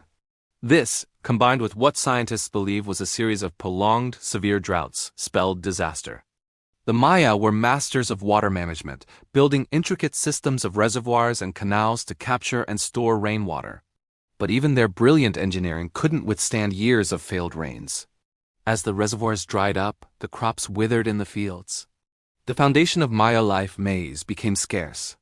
Malnutrition became rampant, a fact grimly recorded in the skeletons of the city's last inhabitants. The once mighty city was starving. This environmental crisis fueled the second factor, social and political instability.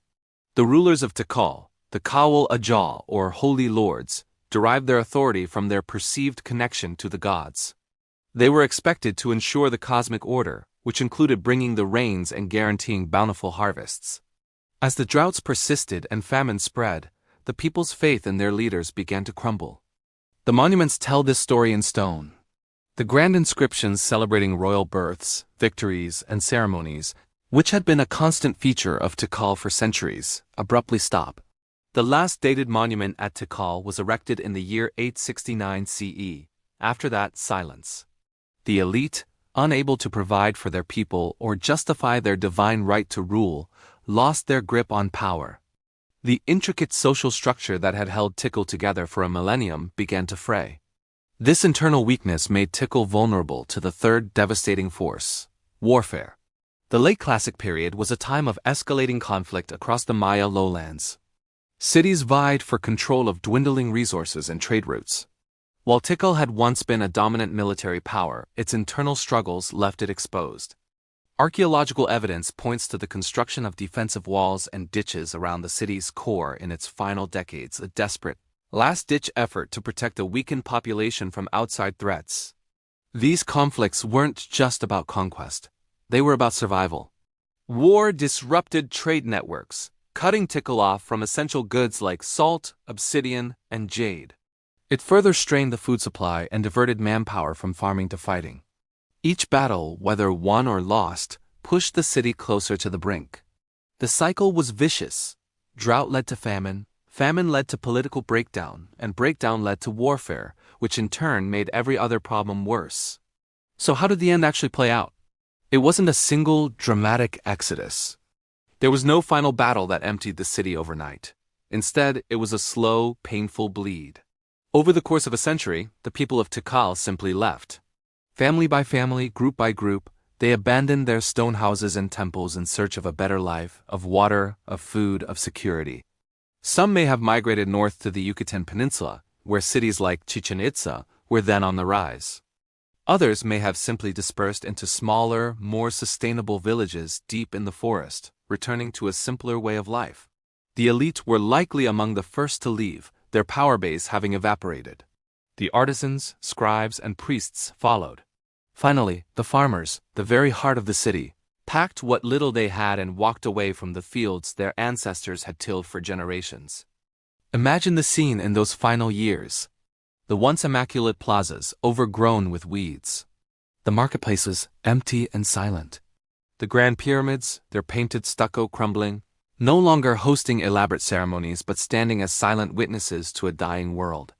Squatters may have moved into the abandoned palaces of kings, their small cooking fires blackening the ornate walls in a final act of defiance against a failed system. By the early 10th century, Tikal was virtually empty. A city that had been a thriving metropolis for over 1,000 years was swallowed by the jungle.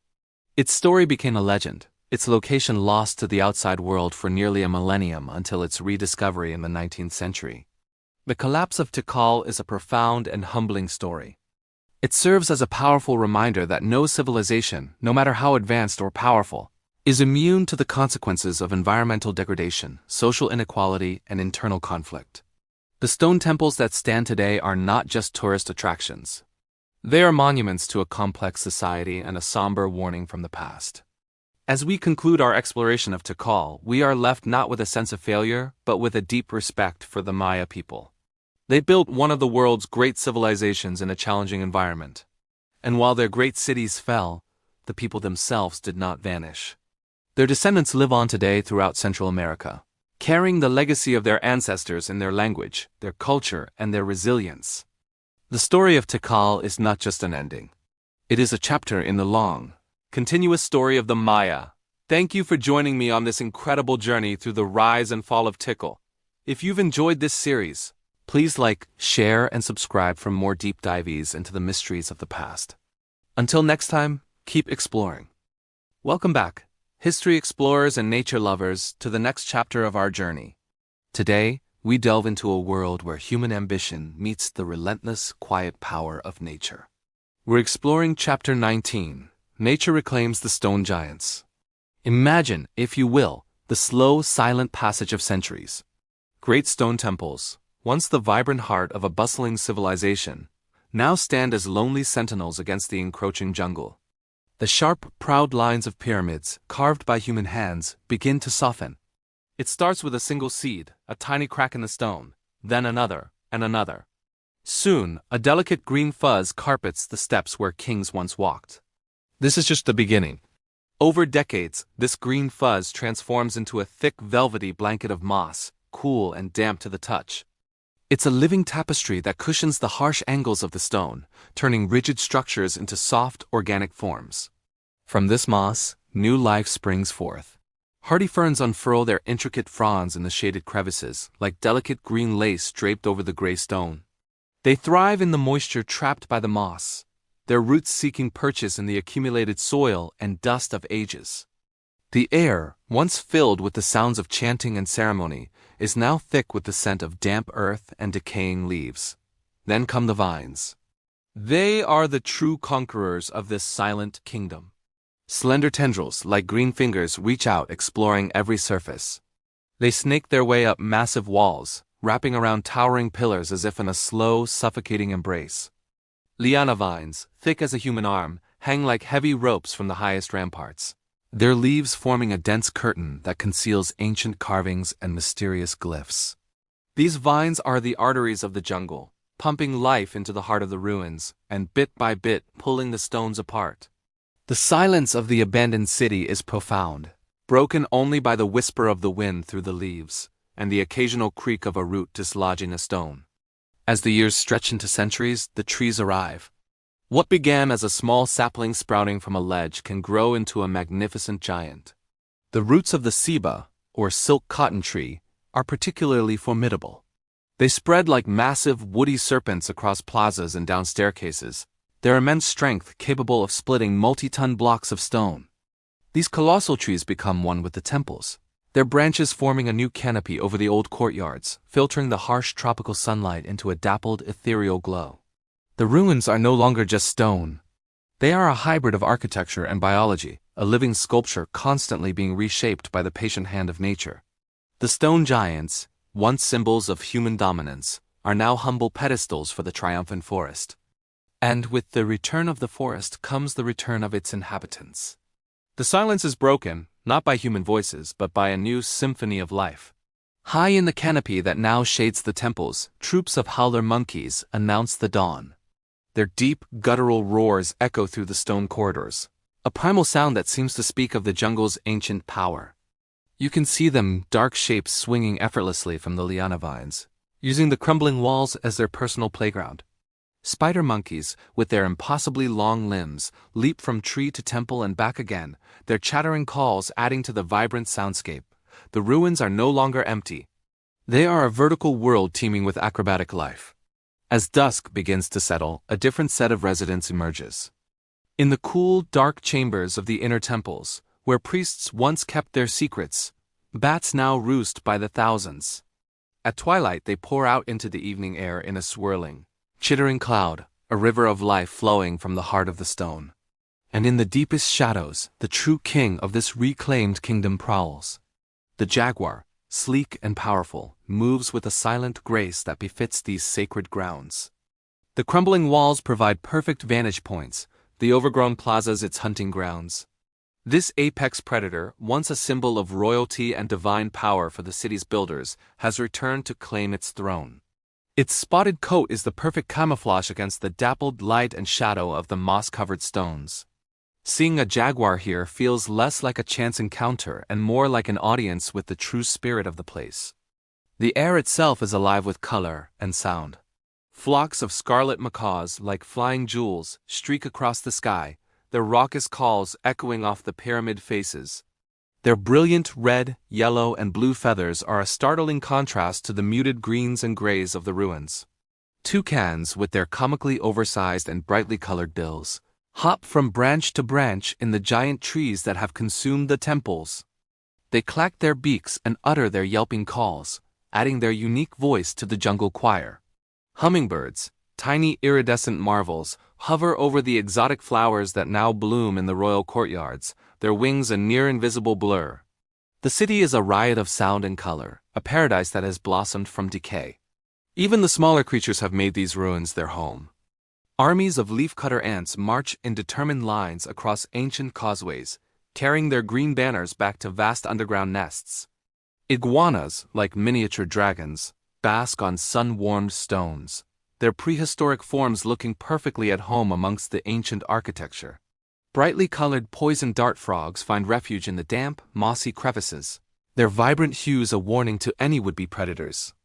Snakes, from the mighty boa constrictor to the slender vine snake, glide through the undergrowth, their scales catching the filtered sunlight.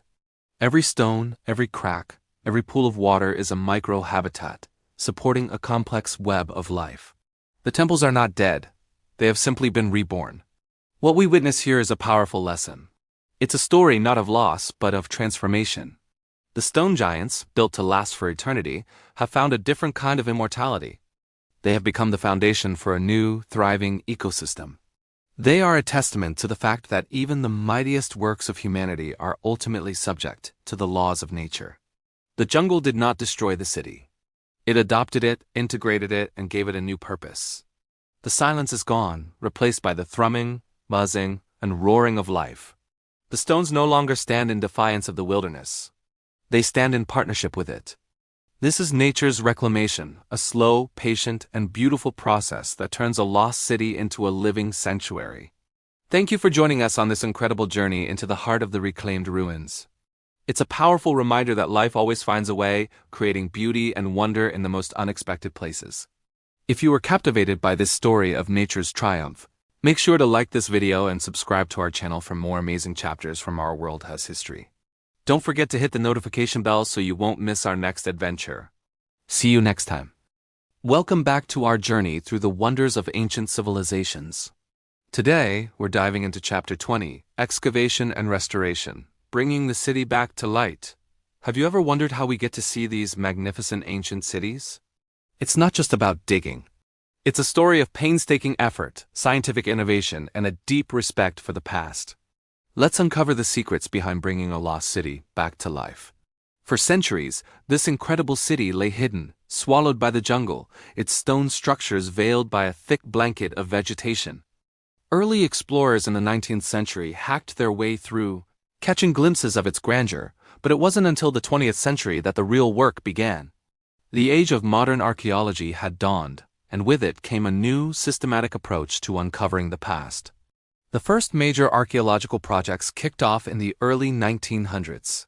Imagine teams of dedicated individuals, armed with little more than shovels, pickaxes, and immense determination, facing the challenges of a remote, unforgiving environment. Their initial goal was simple but monumental: to clear the dense jungle that had reclaimed the city. This was a colossal undertaking. Giant trees, with roots as thick as pythons, had wrapped themselves around temples and palaces, their immense weight threatening to topple the very structures they had hidden for so long. The process was slow and methodical. Archaeologists weren't just clearing debris. They were reading the layers of the earth like a history book. Every shovelful of soil was carefully sifted, searching for artifacts that could tell the story of the people who lived here. Pottery shards, obsidian blades, jade ornaments, each discovery was a piece of a giant puzzle. These early excavations laid the groundwork for everything we know today. They mapped the city's layout, identified key structures like the Great Plaza, the temples, and the Acropolis, and began to understand the sheer scale of this ancient metropolis. One of the most significant early projects was led by the Carnegie Institution of Washington, which brought a new level of scientific rigor to the site. They conducted extensive surveys, created detailed maps, and began the long and arduous process of stabilizing the crumbling architecture. This wasn't just about revealing the city. It was about ensuring it would survive for future generations to see. The work was far from glamorous. Archaeologists and local workers toiled under the tropical sun, battling insects, humidity, and the constant threat of collapsing stonework. But their passion for history drove them forward, stone by stone, discovery by discovery. As the years went by, the methods evolved. What started with basic tools grew to incorporate more sophisticated techniques. They began to understand that excavation is, by its very nature, a destructive process. Once you remove something from the ground, you can never put it back exactly as it was. This realization led to a greater emphasis on conservation, the art and science of preserving what has been uncovered. Let us just talk about one of the most fragile and beautiful elements of this city's art: its plaster. The buildings were once covered in smooth lime plaster, often painted with vibrant murals depicting gods, rulers, and epic myths. Exposed to the elements after centuries underground, this plaster is incredibly delicate. Rain, humidity, and even the growth of microorganisms can cause it to crumble into dust. So, how do conservationists save it? The process is a masterclass in patience. First, they gently clean the surface, using soft brushes and specialized tools to remove dirt and biological growth without damaging the fragile layer beneath. Then comes the crucial step: consolidation. They apply chemical solutions called consolidants, which penetrate the porous plaster and bind the particles together, strengthening it from within. This is often done with a syringe, applying the liquid drop by drop to ensure it's fully absorbed. In cases where a piece of plaster has detached from the wall, they perform what is essentially architectural surgery. They carefully reattach the fragment using a special adhesive mortar, one that is strong enough to hold, but also reversible in case future conservators with even better technology need to redo the work. It's a delicate balance between intervention and preservation, always guided by the principle of doing no harm.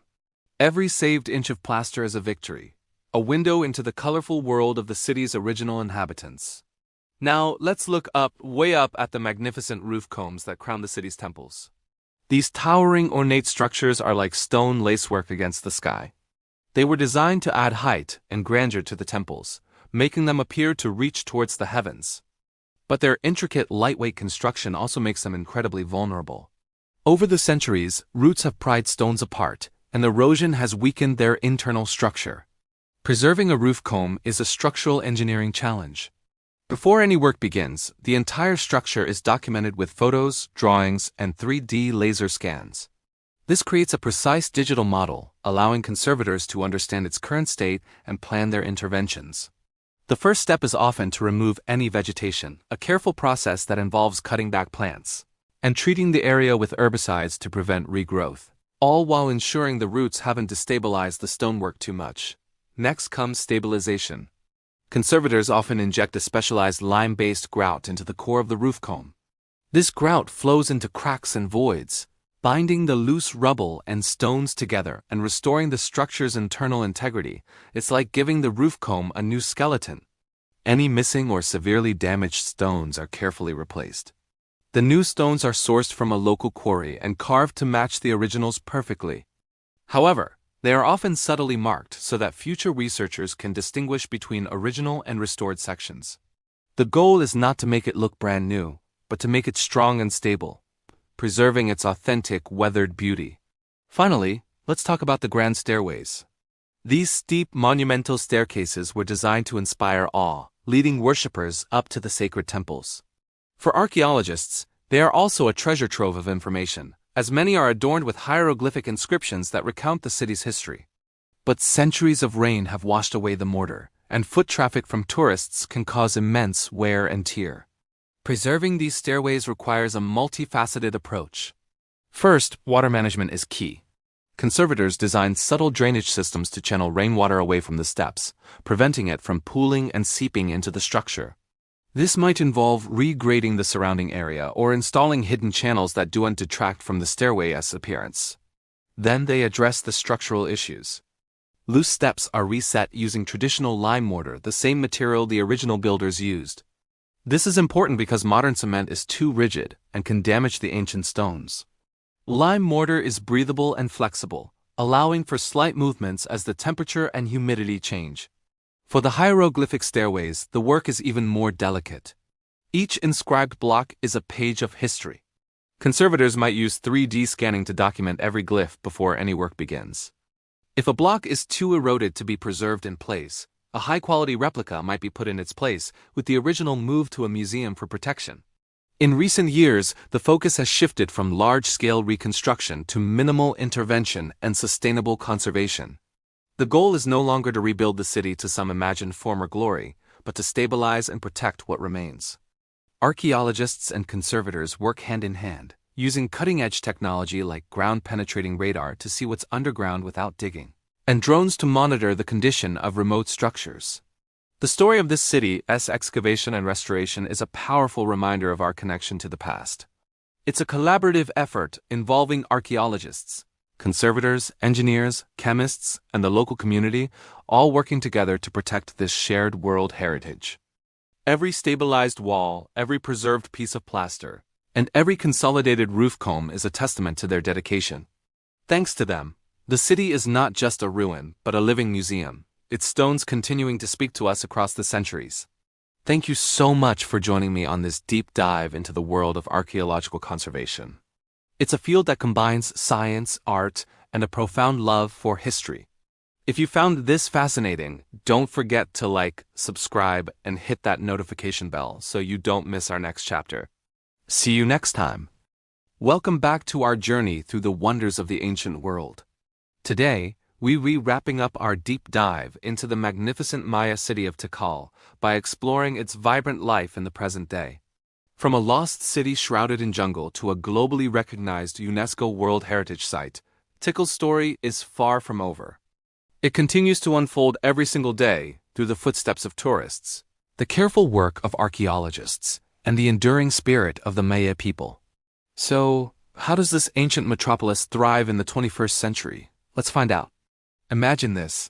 The sun begins to rise, casting a golden glow over the rainforest canopy. The air is filled with the calls of howler monkeys and toucans.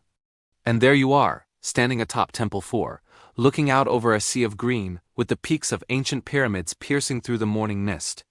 This is the experience that draws hundreds of thousands of visitors to Tikal National Park each year. It's not just a trip to see old ruins. It's an immersive journey into a world where nature and history are one. Modern tourism at Tikal is a carefully managed affair. The goal is to balance accessibility with preservation. Wooden walkways guide visitors along designated paths, protecting the fragile jungle floor and the ancient structures. Knowledgeable local guides, many of whom are of Maya descent, share stories that bring the stone monuments to life. They don't just recite facts and dates. They tell you about the rulers, the rituals, and the daily life that once filled these plazas. They point out the subtle details you might otherwise miss: a faint carving on a stela, the strategic alignment of a temple with the sun. This connection makes a visit to Tikal more than just sightseeing. It becomes a profound educational experience. The revenue generated from tourism is also vital. It funds the park's maintenance, conservation efforts, and provides sustainable livelihoods for local communities, creating a cycle where preserving the past helps to build a better future. But what we see as tourists is only the tip of the iceberg. Or perhaps more accurately, the tip of the pyramid. Tikal is a site of active, ongoing archaeological research. The city was so immense that it's estimated that over 80% of it still remains unexcavated, hidden beneath the earth and jungle. Every year, teams of archaeologists from Guatemala and around the world arrive to continue the painstaking work of uncovering Tikal secrets. This isn't the swashbuckling treasure hunting you see in movies. It's a slow, meticulous process. Researchers use advanced technologies like LiDAR light detection and ranging, which can digitally remove the jungle canopy to map the landscape. This technology has revealed thousands of previously unknown structures, from humble farmsteads to defensive walls and causeways, completely revolutionizing our understanding of Tikal's true size and complexity. We now know Tikal was part of a sprawling, interconnected network of cities, a true superpower of its time. On the ground, excavations are equally fascinating. Archaeologists carefully brush away layers of soil, uncovering pottery shards, tools, and sometimes incredible royal tombs that have been sealed for over 1,000 years. Each discovery, no matter how small, adds another piece to the puzzle of Maya civilization. These finds help us understand their trade networks, their diet, their religious beliefs, and the political dramas that played out in these very plazas. For example, recent digs have focused on the residential areas around the main temples, giving us a clearer picture of what life was like for the common people of Tikal, not just the kings and priests. This ongoing research ensures that Tikal is not a static monument, but a living historical site where new stories are constantly being brought to light. Perhaps the most important and inspiring aspect of Tikal today is its role as a sacred and living cultural center for contemporary Maya communities. For the descendants of the builders of Tikal, this is not just an archaeological park. It is a holy place imbued with spiritual power and ancestral memory. Throughout the year, Maya spiritual guides, known as Kijub, lead groups to Tikal to perform traditional ceremonies. You might see them at the base of the Great Jaguar Temple or in a quiet plaza gathered around a fire. They burn copal incense, offer prayers, and mark the cycles of the sacred Chalki calendar just as their ancestors did centuries ago. These ceremonies are a powerful affirmation of cultural continuity. They are a way of maintaining a direct connection to the past and honoring the ancestors who built this incredible city. It's a beautiful reminder that Maya culture is not extinct. It is a living, breathing tradition that continues to evolve and adapt. For these communities, Tikal is a source of immense pride and a vital part of their identity. They are the true guardians of the site, carrying forward the wisdom, language, and spiritual practices of their heritage. Their presence ensures that Tikal is more than a tourist destination, it is a place of reverence, remembrance, and cultural renewal. So Tikal today is a fascinating intersection of past and present. It's a world-class tourist destination that offers a glimpse into an ancient empire. It's a dynamic scientific laboratory where new discoveries are made every season. And most importantly, it's a sacred space where the cultural and spiritual legacy of the Maya people continues to thrive. Tikal teaches us that history is not just something we read about in books. It's a living force that shapes our world, connects us to our ancestors, and inspires us to preserve these incredible treasures for generations to come. The great city of the Maya may have fallen into silence a millennium ago, but today, its stones speak louder than ever. Thank you so much for joining me on this exploration of Tikal. If you've enjoyed this series and want to discover more incredible stories from our shared human history, make sure to like, subscribe, and hit that notification bell so you don't miss our next adventure. See you next time. As we close our eyes tonight, let our minds drift away to a place where stone giants whisper secrets to the stars. Let's journey to the heart of the Guatemalan jungle, to the ancient Maya city of Tikal. Here, amidst the emerald canopy, towering pyramids rise like silent guardians, their weathered faces telling stories of a civilization that flourished and then faded, leaving behind lessons etched in stone. Imagine standing in the Great Plaza, the moon casting a silver glow on Temple I, the temple of the Great Jaguar. Feel the cool night air on your skin and listen to the symphony of the jungle, the distant call of a howler monkey, the gentle rustle of leaves. These stones have witnessed centuries of sunrises and sunsets. They have seen kings and queens, priests and artisans, all living in harmony with a world they deeply understood. The people of Tikal were masters of their environment. They didn't conquer the jungle. They coexisted with it. They built vast reservoirs to capture the seasonal rains, creating an intricate water management system that sustained a thriving city in a challenging landscape. This wasn't just engineering. It was a profound conversation with nature. They listened to the rhythm of the seasons, understood the flow of water, and built a society that could endure. Their canals and causeways, or sakbib, were not just pathways for people, but lifelines for the entire community, weaving the city together like threads in a grand tapestry. This reminds us that true sustainability isn't about control, but about collaboration with the world around us. It's about respecting the limits of our resources and finding clever, gentle ways to live within them. Think of the resilience of Tikal. The city faced droughts, political turmoil, and the immense challenges of supporting a large population. Yet for over 1,000 years it thrived. The Maya didn't just build structures. They built a resilient society. Their knowledge of agriculture, their complex social networks, and their deep-seated traditions all contributed to their longevity. When we face our own challenges, we can draw strength from this legacy. We can remember that human ingenuity and community spirit can overcome incredible obstacles. Resilience isn't about never falling. It's about having the wisdom and the systems in place to get back up, again and again. Just as the jungle has reclaimed and protected Tikal's stones, preserving its story for us to find. Now let your gaze travel up the steep steps of the temples, reaching for the sky. The Maya were brilliant astronomers. Their pyramids were not just tombs or monuments.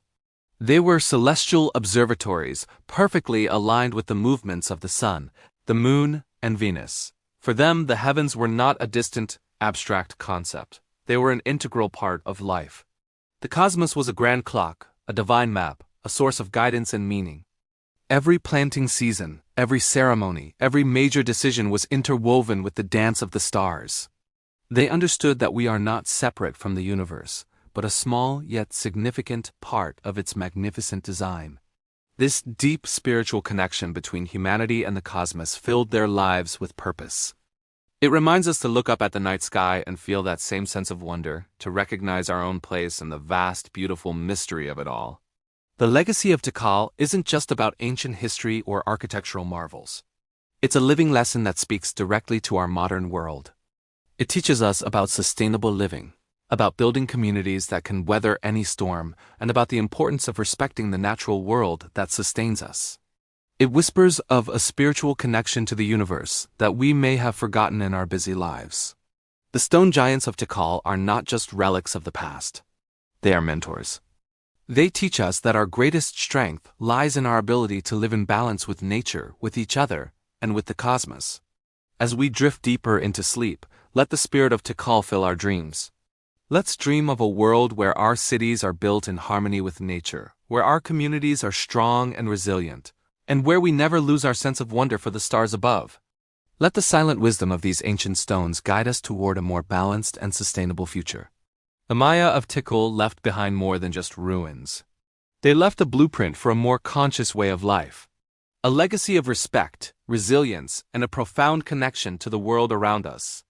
Let this ancient wisdom be a peaceful lullaby, carrying you into a deep and restorative rest. Good night. Thank you for joining me on this journey. Subscribe for more stories to calm your mind and inspire your dreams.